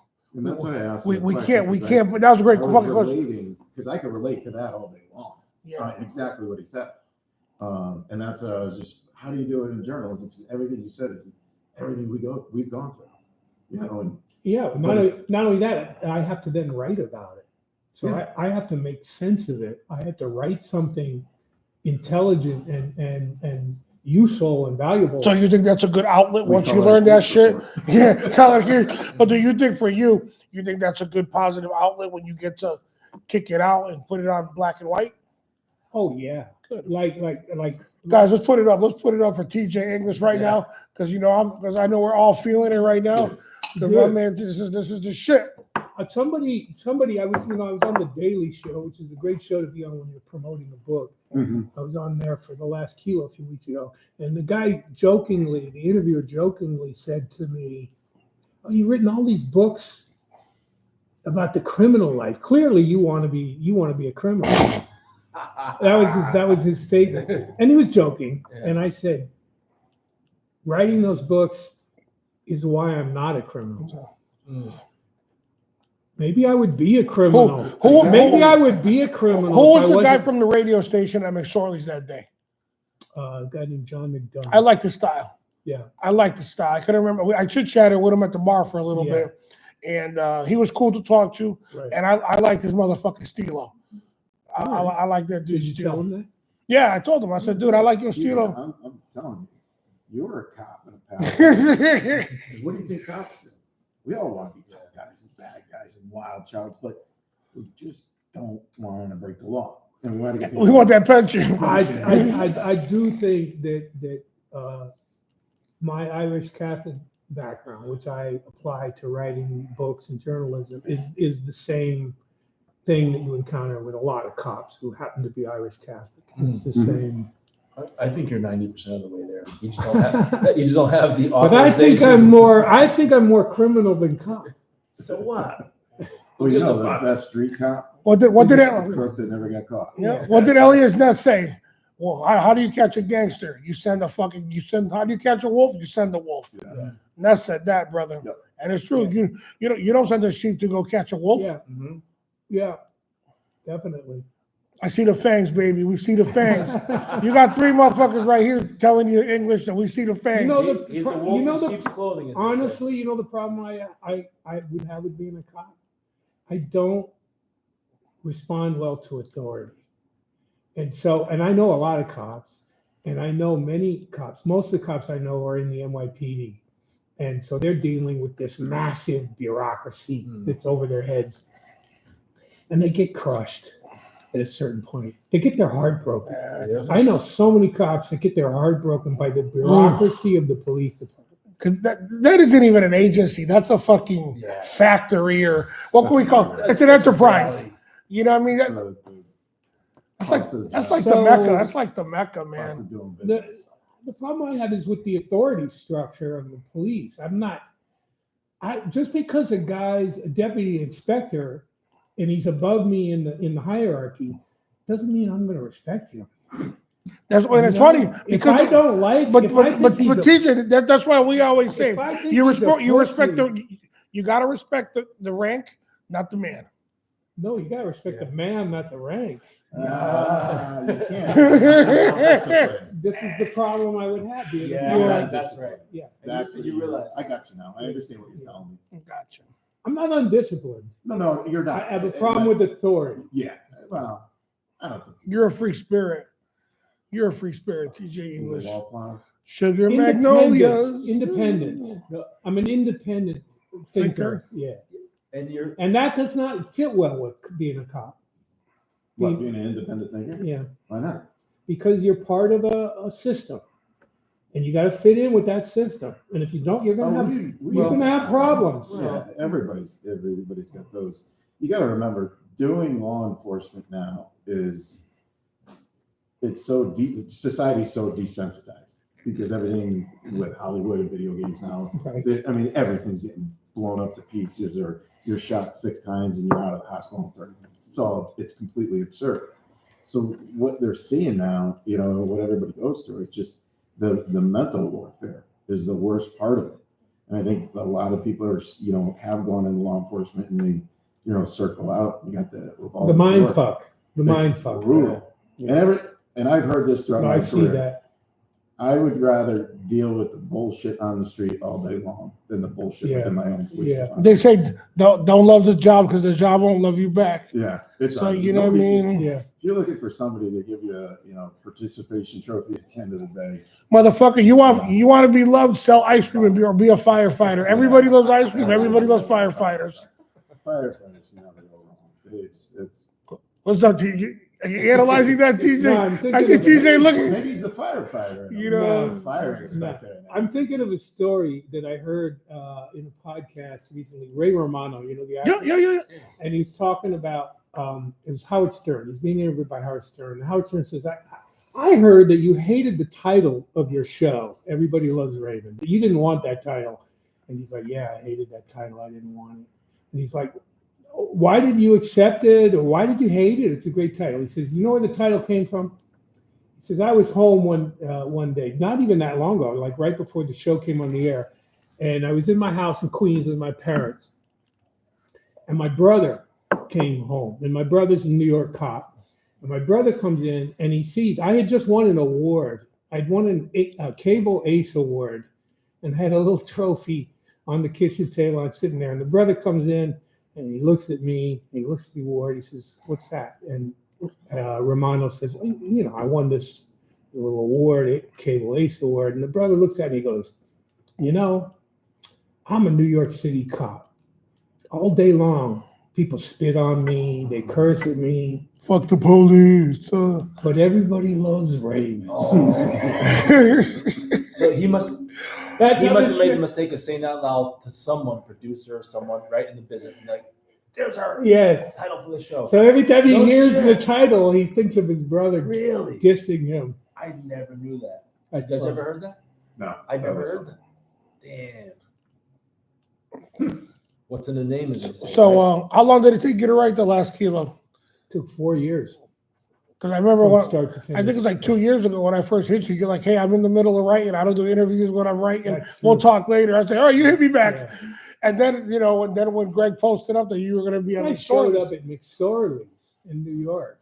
Hey, And I didn't, Hey, doesn't, that He doesn't usually surprise us. goes with me. He That's usually how we goes. found Matt Griffin. but I didn't even realize at the time how far from home that is for you.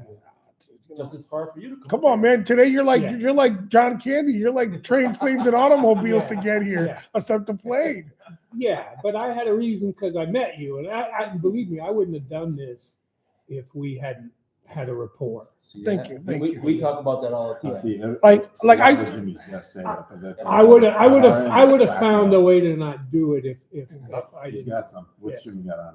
Hmm. He's got blackmail. You say they're blackmailing you He's now. got You pictures. remember the whole He's got night at pictures.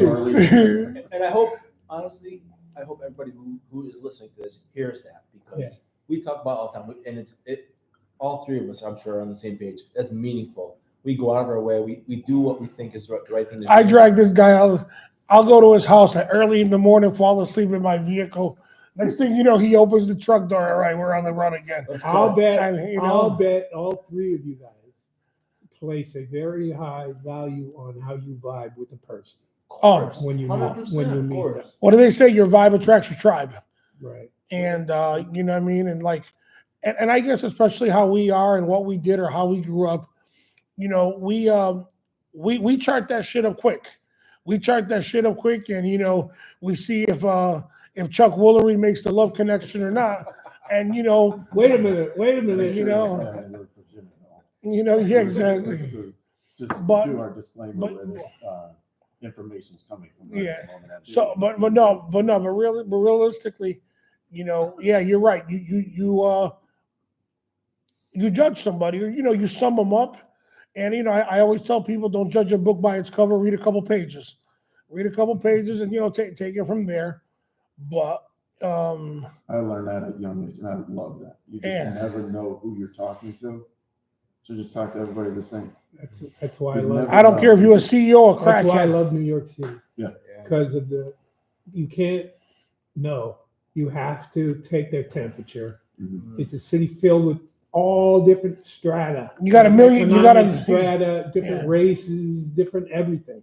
Yeah. And so you got to develop an ability to instinctually take stock of somebody pretty quickly. Yeah, So that you know what you're doing with. Now it's funny because in all the cops I've known in my time, some cops are very good at that, and some are not good at that.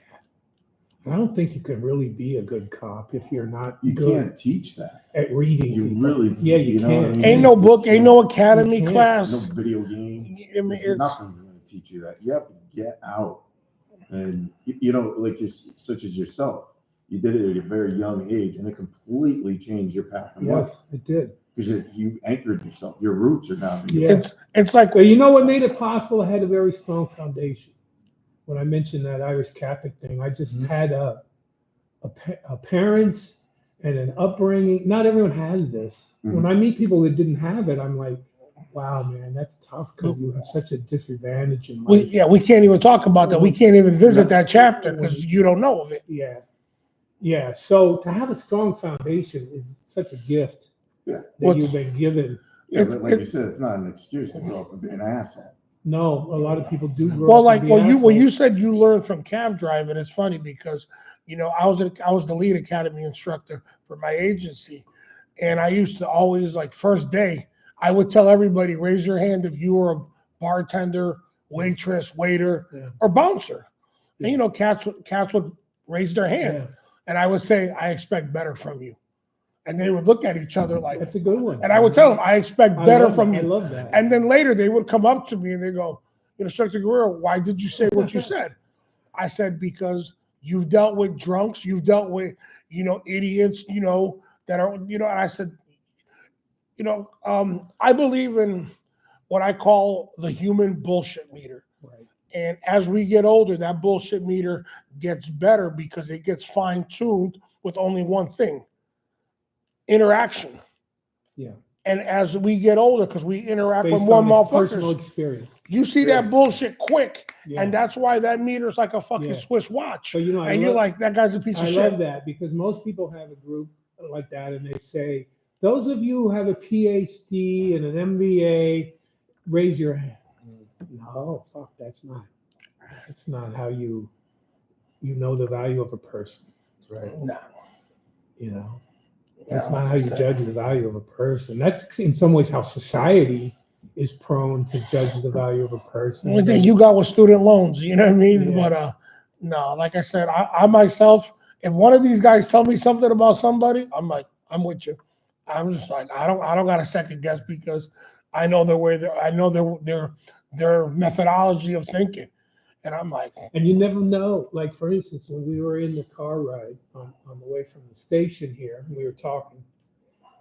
I have an incredible love for Latin jazz. yes, you do. I love Latin music. I love Latin jazz. I don't think anyone would look at me and go, there's a Latin jazz lover right there. My name is Irish Catholic. You can never judge No. a book by its cover. You never know. You never know what a person has chosen to be the things that are meaningful in their life. Mm-hmm. And it's a great, wondrous thing when you get to know somebody and you learn those things about somebody that you wouldn't have been able to tell necessarily by Well, like looking- I see looking that at I them. see that you like to go to the show at the Blue Note. Do that a lot. I go to the Blue Note with Will Calhoun from Living Colors drumming. Oh, Love Will Calhoun. yeah, Love Will. Yeah, we're gonna have to meet up for a drink one night at the Yeah. Blue Note. yeah. I That's in my hood. Man. I went to the first time I ever went to the Blue Note, probably about, close to 20 years ago. I left work at midday, hopped the train, and you know who I went to go see? Hmm. Boss Skaggs. Oh, I had to go. Now you're dating. I went to go yourself. see Boss Skaggs, and then He's got an eclectic taste. More and than then everybody I know. and then the last time I went to Blue Note was in December when he does his residency here is the horn player for Sting, Chris Botti. Yeah. That dude's a talented fuck, Yes, man. he is. Chris Botti's Yeah. nasty. Yeah, we're definitely gonna have Yeah. to meet up at the Blue Note one night Yeah. because that bass player, he been a guy I follow. He been doing some shit there. Well, I wrote a couple of those books. There's one of them, Havana Nocturne, and The Last Kilo, and another one. And I the wrote- rhythms, right? Another one I wrote called Corporation, and then a book I wrote called Dangerous Rhythms, which is a history of jazz and its connection to organized crime. So music. What I say, actors want to be comedians, comedians want to be actors, and actors want to be musicians. And Yeah, but shit like anyway, that. in my writing about Cuba, so I've been to Cuba 7 or 8 times. Damn. And fell in love with Afro-Cuban music. And when you fall in love with Afro-Cuban music, it kind of reconfigures your brain. It really is almost like a language that you learn. And well, it's on number one. It's on a different clave. It's on a different beat. Once it's in you, once that clave is in you, once you go black, They don't want you back. Honestly. Once you Were you go, accepted? once you get the club, oh, listen, Latino. Here's something that all Latinos know: Latin music, salsa, Afro-Cuban music, is the human species' gift to the universe. It's incredible music. It's filled with joy. It's beautiful. When you get on the vibe of Latin music, you're like, wow, this is really, I don't even need to get high because I'm getting a high from this. It's spiritual. It makes your body move. It loosens you up physically. It's a powerful force. And so when Latinos see a gringo that's into Latin music, they're very touched by it. I don't know. No, we think you're the promoter. Well, that could be true. It's somebody trying to make money off of it. They're like He's a banker. they're like he organized this shit tonight. But when they see somebody, yeah. when they see somebody who's touched by it, and you can tell, like it's in there, Oh, we love it. they love it. It's Have, like have you ever seen the video when Fanny and Celia Cruz went to Africa? I have, yeah. You see the African The big people show. go bullshit when Celia comes out and starts singing. Dude, them Africans go. Yeah. They get their shit off, Yeah. and it's such a good video. If we're like Well, it is. the salsa history. It's all from Africa. Oh, it's all. So it's rhythm patterns from Africa that wound up in the Caribbean, and Cubans kind of got a hold of it and sophisticated and turned it into sophisticated music. And then American jazz. And they came to the U.S. and all these Black American jazz musicians are like, this fucking is. And so they created Latin jazz, which started in New York. And I just love that music, man. And once you get into that vibe and you're with other people who are into that And vibe, then the craziest it's a thing pretty special about the thing. Latin jazz that started in New York, you know what I mean? You had the whole Fania crew that started Yeah. that. And the craziest thing is you had two Jewish brothers Yeah. that were pivotal in Yeah. the salsa movie that people don't even know And in Italian. that these guys were. Fania was started by a guy named Jerry Masucci, Yes. who was an ex-New York cop, Italian American. Well, it's so funny to see, you know, the Harlow brothers Yeah. and these Larry guys, Harlow is Jewish. they called them the El Judío Maravilloso. They call them Yeah. the marvelous Jews. Yeah. And people freak out when they go, "What do you mean Jew guys were doing salsa music?" Yeah. Because their parents were Yeah. No, Latin music. So their parents powerful. were players, Yeah. their mother and father. But yeah, the Harlow brothers, man. You know, Yeah. people don't even realize those guys are like, you know, Yeah. hardcore, and Yeah. you know. But yeah, it's a beautiful thing. I'll show you before we leave. I did security for Celia Cruz a year before she died Mm. here in Connecticut. She did a concert. I got a Yeah. great picture with her. And And her husband, that guy she was always with. yep. Yeah. The funniest thing is, like when I did security, so I give my grandmother, you know, a picture, and my grandmother has this thing blown up to like big, puts it in her living room. It's gaudy. I'm like, God damn, like I didn't even feel good about it. So my grandmother, God bless her, she passes, and my cousin gets the house. So I go to visit, and it's still up. Oh. So I look at my cousin and I go, "You gonna take that thing down?" She goes, and her husband wants it down, but she goes, "I can't take that down." She goes, "Grandma, I'll start haunting the house." She loved that picture. She's like, "The only one that can take it down is you." Man, I'm like, "Give me that chair." I'm like, "Man, I took that shit down." I'm like, "You just gotta come down. This is your home." And her husband was like, "Dog, thank you. I wanted to take that down. Your cousin wouldn't let me take it down." She was scared. But yeah, it was cool shit though. But yeah, like I said, Pedro Knight, you know what I mean? But yeah, the Harlow brothers, those guys are freaks. You know, Eddie Palmieri, another big. But you would love hanging out with Tito Puente Jr. I've had him. I'm sure I would. I've hung out with him I'm twice, sure I would. and he talks about nights with his dad at the original Copacabana, and Tito Puente Jr. That, you know, shout out Tito. He's a good vibe. I love hanging with the dude when he does local shows. Well, I revered his father. His father Tito was. Puente was like a legend. You know what's crazy? In New York City. You know what Junior told me? Hmm. His father was a fan of Neil Pearce, Really? and vice versa. Hmm. The guy was, you know, he's one of these dudes. You know, he didn't care what you were. He was a percussionist freak. Yeah. And you know what I mean? And that was his thing. Yeah. He performed every night of the week for about 40 years. Damn. I mean, this guy played everywhere, every night. He'd play anywhere. I saw him many times in New York. In fact, to me, he's like the epitome of a New Yorker. I had this conversation with a friend of mine, Bobby Sanabria, who's Bobby, oh, I love it. The New York Ricans. yeah. Bobby's a good friend of mine. He's educated me a lot about. He played last summer here Latin music. in Connecticut, but I couldn't catch up with him. But yeah, I got Bobby Sanabria on the phone. I So like him. he played with all those greats, Mongo Santa Maria, Tito Puente. He played with them all when he was like really young. He was like 18, 19, and he played with them. And he said Tito Puente would play anywhere. He played weddings. The guy was like a huge star, but he just had to play every day. Well, one thing I that think he enjoyed playing music probably as much as he enjoyed any aspect of living. he believed that if you weren't playing all the time, you weren't getting your chops. Could be. That I'm was sure his that's methodology. true. He said Yeah. if you weren't playing with other people out all the time, you weren't getting your chops. Right. That's a perfectionist. Yeah, that's what he was. What was Salvatore Dali say about perfection? Don't worry about it. You're never gonna reach it. You know what I mean?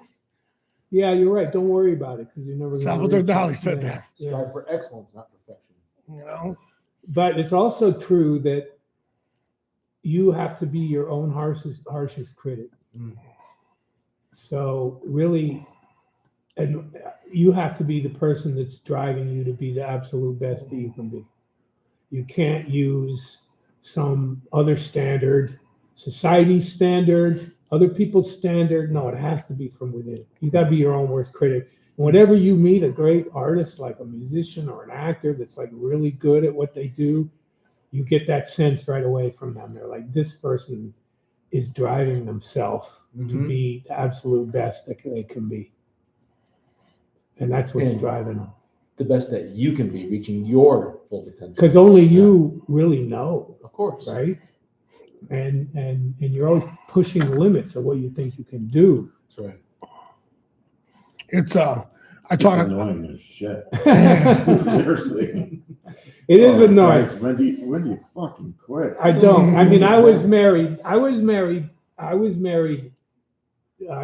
told you I was married to a Brazilian, and we were married for 10 years. And it's the only 10-year period in my life I've never published a book for those 10 years that I was in a marriage. I could not reconcile the drive to be great at what I do with being like a good human being with other people. I couldn't reconcile that. there wasn't enough TJ English to go around. No, Okay, I couldn't do it. Now, that's I've okay. seen other writers that do it, so I know it can be done. That's okay because we're bringing back Taxi Cab Confessions, new season. Watching with TJ English. You gotta do an episode in New Britain, though. You know. You gotta come back. You know, I love everything about it, except I'm not real anxious to get behind the wheel and drive a cab again. Don't worry, we're gonna be spotting you, son. We're gonna be spotting you. You're gonna have a detail. Don't let us. I'm gonna have a stunt double. No, but you'll have us in the front and back. You know what I mean? Don't worry about it. Ain't nobody jacking you now. Actually, with these days, we don't even need to be on the street. There are no Just go right cabs here. anymore. Right. We'll just do a green There are no screen up cabs here. anymore. The profession is dead. So we got to do a taxi cab confession, Uber confession. There are no Uber stories. I You don't know. think No. it's Hey. not. It's not the same thing. No, after midnight, the freaks come out at night, baby.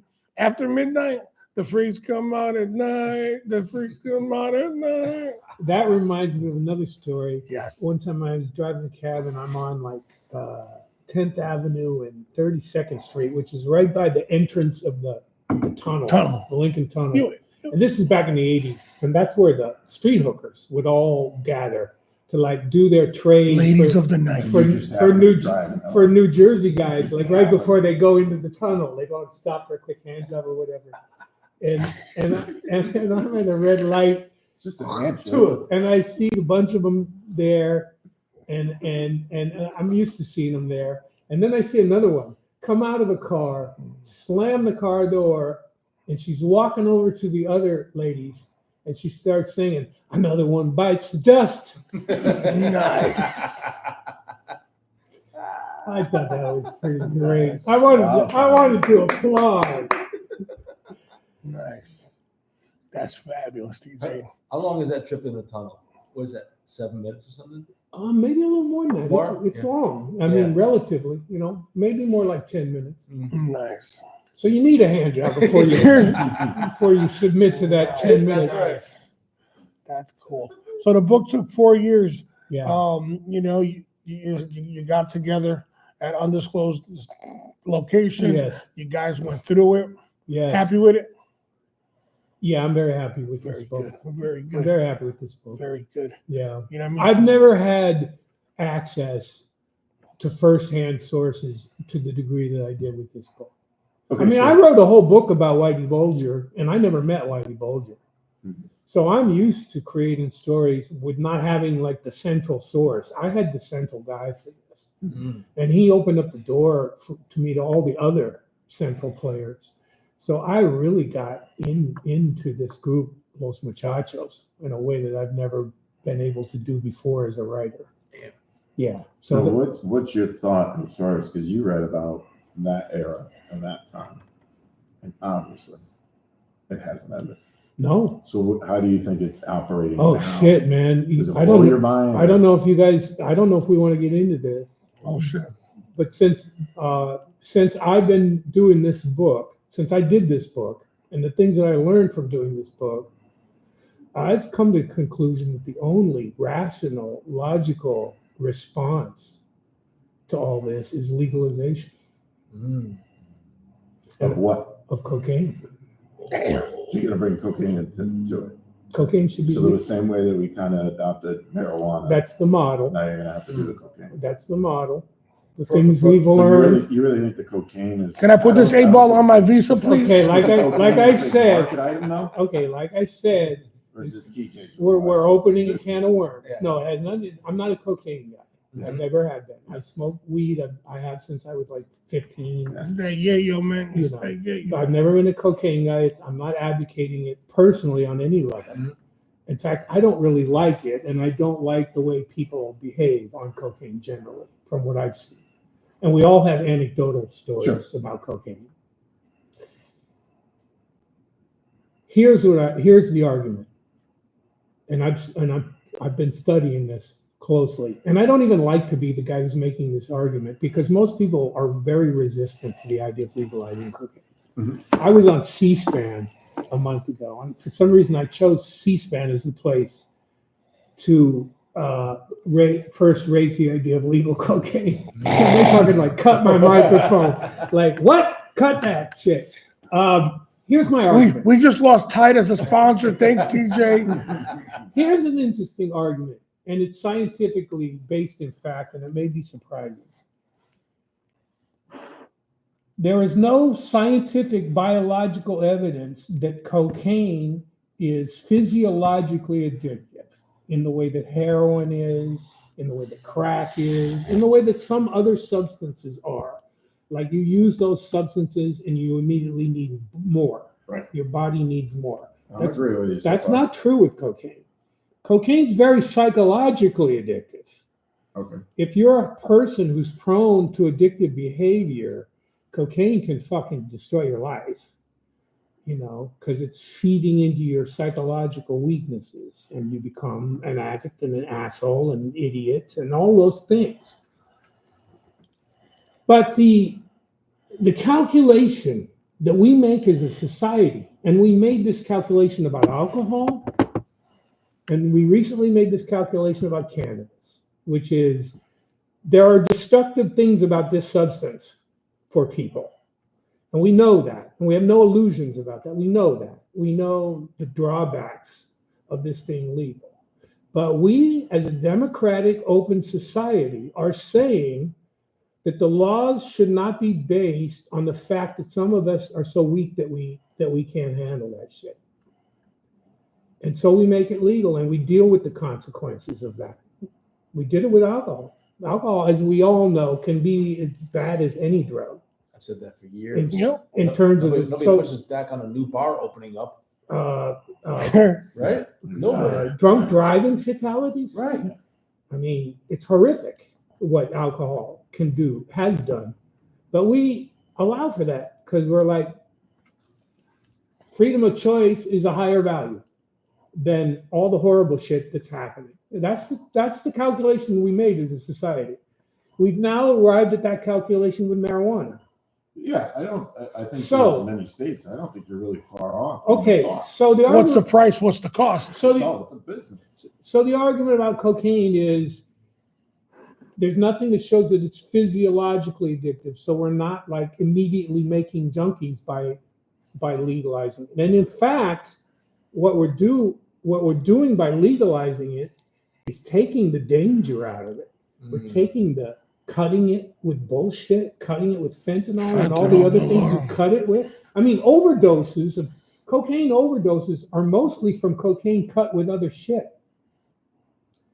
So we're taking away the overdoses. We're making it actually less lethal and dangerous to people because you buy it and you know exactly what you're getting. I mean, you buy cannabis now and it's like the THC level is on the label and you know exactly what you're getting. So the theory is, in a way, you're making cocaine use safer by making it legal. Okay. So Wait, you're I'm not done yet because there's a lot more to this. And the biggest, Well, that's what I was going to. the biggest thing is taking the illegal dollars out of it and the effect that that's going to have on the cartels and taking that aspect of the business away from the criminal organizations that control it. Mhm. And so all the things we're talking about corruption. Now all of us know enough about human nature to know there's going to be corruption. Human factor. No matter what you do, Mhm. but it's taking away the huge profits from the illegality of cocaine. And you're also taking away, you know, when people say this guy, cocaine destroyed his life, we all know this, cocaine destroyed his life. No, cocaine didn't destroy the life. The illegality of cocaine destroyed that guy's life. The fact that it was illegal, he got hit with 6 years and wound up in prison, and the system of illegality destroyed that I guy's don't, I life. don't think that's. So really let's the argument let's anymore. remove all of that. Right. I think it's all nowadays just comes down to money. How can the government make money off of it? And can they Well, do it clean? that's if that's the Yeah. argument. Here's the thing. If that's the argument, it's a no-brainer. It's a no-brainer. So If you that's see the it now, argument. so I'm helping Yeah. you out a little bit here. Yeah, thanks. So you saw how they do marijuana was legalized pretty much everywhere at this point. Yeah. You know what I mean? And at that time, then they took what was very dangerous drugs and they classified them as felonies, and they were Yeah. high felonies. Yeah. And a lot of them now are just misdemeanors. Mm. So marijuana was in the misdemeanor category. Now it's kicked to legalized. Yeah. So now the heroin, possession of it to a certain amount is pretty much a misdemeanor. So now it's only a matter of time before that, you can't. I don't think heroin will ever be legalized because heroin is physiologically addictive. You do heroin, the first time you do heroin, you can be addicted to heroin. Right. I'm just in the general. So sense as of a affairs. I mean, society, we got to protect our citizens from that. Mhm. When we can scientifically show that something is so harmful that if you do it, you're going to become an addict, then we as a society need to protect our citizens from it. Oh, no, I get agree. that. Like methamphetamines. Yeah, absolutely. All Yeah. that shit. So I'm not a libertarian that's saying let's legalize everything. I'm advocating legalization of cocaine kind of on the same grounds that people advocate a legalization of cannabis. You know? So on And- your and- way to work, and- it's hit the Coke instead of the coffee. And the nice thing we have that we didn't have with cannabis is cannabis now is a model for what happens when we legalize a drug. What happens? Well, it wasn't like everyone started smoking marijuana. The truth is actually people who wanted to smoke marijuana were smoking it, and now they're smoking it. The legalization of marijuana has not created droves of new marijuana smokers. It hasn't. No. So we have that as a model. So let's be reasonable and adult about it. But it's very hard to be reasonable adult about cocaine and about drugs because people get emotional about it. Cocaine's a hell of a drug. And it gets tied up in other issues. Everyone has their anecdotal stories. Whenever I bring this up with somebody, the first thing they're like, well, my cousin fucking did cocaine and he became an asshole. I bet you have a longer list of people that died from alcoholism than they did. Of course. Yeah. So Especially Or something as an related. as a person of Irish descent, the devastation of alcohol that I've seen in my own family and my own culture is sad. you know? There's a lot invested in everything related to drugs. Now, let me throw this out there, because I think this is one of the issues of resistance, because generally speaking, law enforcement people were not for legalization of cannabis. Now, I know there's an organization called LEAP. It's a law enforcement organization that was about legalization of I think cannabis. that's still the old Archie Bunker guys hanging around because the new guys don't want to be bothered with the dumb bullshit over a dime bag. I bet you the majority of the cops, and I'm not speaking for everybody, but the majority of them out there don't give a shit what is legal and what's not legal. Just tell me what I'm supposed to do and impose Well, and do those rules. You want to legalize it, then legalize but it. how about this? The wear and tear on you as a law enforcement officer of knowing that all the busts you make and all the fucking operations and all the shit you do is not doing anything overall. And that's the day in the life of as a cop. Nobody gives. You don't care. You do your part. Doesn't it make you feel futile? No, you can't care. That part You of it. can't care. Well, that's not a good thing. You can't care after you've done what Your you part. can do. Yeah. And then you have to understand it gets passed on to the judicial Compartmentalized. system. And you can't, whatever happens is But that's beyond not a your, good thing. No, it's a good thing to understand because it makes No, you I- like peaceful. I that get that. it's beyond your But control. you feel defeated. No, because it never crossed my mind. But it must cross your mind that I busted this fucking crack house and we went on a raid and we took it out, and a year later it's there again. No, it doesn't bother because that's the whole point of why you're hired. That's your job. If there's nothing to be had, then we don't need law enforcement, which would be great. We live in a perfect world, but that's never going to happen. That's why you do the job. It's the same. You're kind of inquiring. As It's the a same cat. as It's like a cat and journal. mouse. It's a cat and Yeah, mouse. It's a drive. So the cat needs the mouse. I would like a society where you guys are not spending huge amounts of your work time chasing after futile Yeah, it's situations. Yeah. Right. it's a cat. It's I a think cat that'd be and better mouse for game. you. I think it'd be better for society. The judicial side needs to decide what's important and then tell us what's important. If it's not important to you, you can't talk out of both sides of your mouth. You want us to go out and make these Yeah. drug pinches? Yeah, of course. Only to put in front of court, only for you to say, it's his first time, Your Honor. They're going through a lot of shit in their life right now. They apologize or this and that. Yeah. Just tell us what's important to you and what's not. It's an ugly. It's a modern Tom and Jerry game. I'm gonna call it that. And it's a vicious circle. Even cops are making overtime. Cats are feeding families. Cats are buying boats. They're buying fucking cottages. So you know what? Not for nothing. Even if you're on the good side, you're still getting a little bit of gravy out of it. Hate to put it out like that. But on a wrap up, Tim, anything for TJ English? Oh shit, we're wrapping up. That Yeah. was a sharp 90 You know, turn yeah. there. No, I got to get you back to the station, brother. Oh, yeah. I got to get you back home. Station, you got to get me dinner. Yeah, we got to eat and we got to go to the station. Yes, you're right. See, we could talk more at I'm dinner. glad somebody's paying attention. We could talk more at dinner. These are invited. Hit it, Tim. So many different avenues we could have gone down. Yeah. I find it fascinating. You're gonna have to come back, In TJ, early in one so night. many different ways. Come back when I hang out. I think you're a classic example of diplomacy. Like, we're looking at it through our lens, through the law enforcement lens.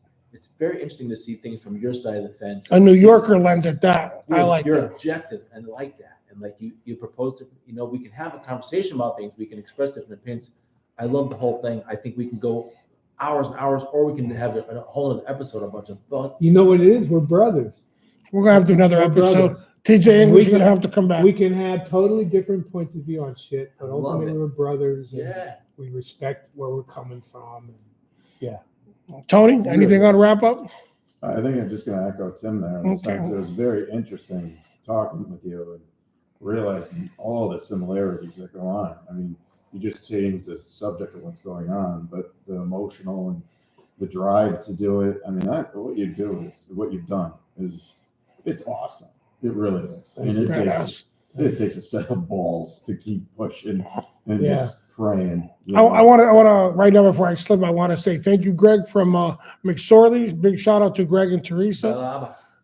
Greg and Teresa, thank you very much for you brought Griff to our world. You bring in Mr. English to our world. So shout out to McSorley's. If you don't know what McSorley's is, go find out. Be good or be gone, light or dark, bitches. That's all you need to know. One more question for you, Mr. English. This is 1963 phone booth that I Yeah. restored. Yeah. But it's a magic phone booth. Well, I think I lost my virginity in that. Oh shit, that's a whole other episode.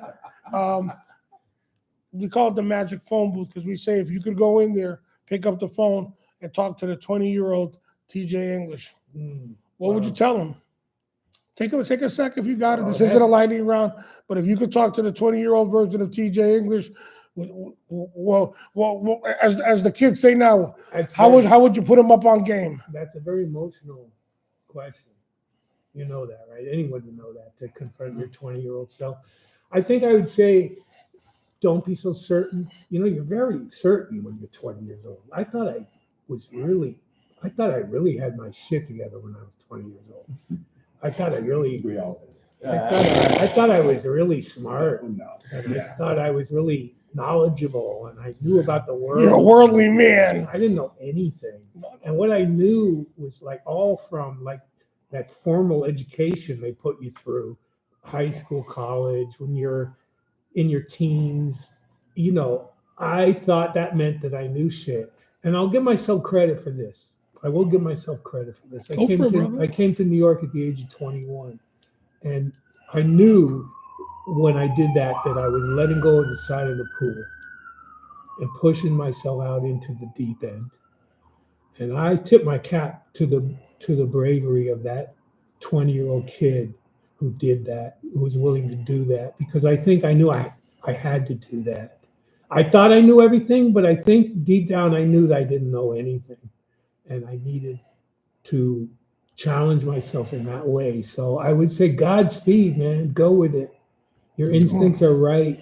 Push yourself out into the deep end and Get out of that comfort zone. get out of the comfort zone. There you Get go. out of the comfort zone. As Mr. Dave Goggins says, get out of your comfort zone and own your shit. It sounds easy, but it's Yeah, not. you're right. Most people don't do it, frankly. You know. Gotta Nice. grow. Yeah. Well, Mr. English, I want to thank you for 221 minutes with me and my pals here. I'm flattered that you came today. I'm flattered. I'm honored. Can't say thank you enough. Always, people, take care of each other. Let's try to be better human beings to each other. Once again, America, good night if you're out there. 220 What minutes. the fuck is going on out there? They're coming for English. Yeah. They're coming for English. What? Legalization of cocaine? Let's go get that guy. No, it's like a subject matter to be talked. Because here's the thing too. Well, I'm finding more and more law enforcement people who generally probably don't speak up about it, but they agree. Yeah, you're fighting a losing fucking battle.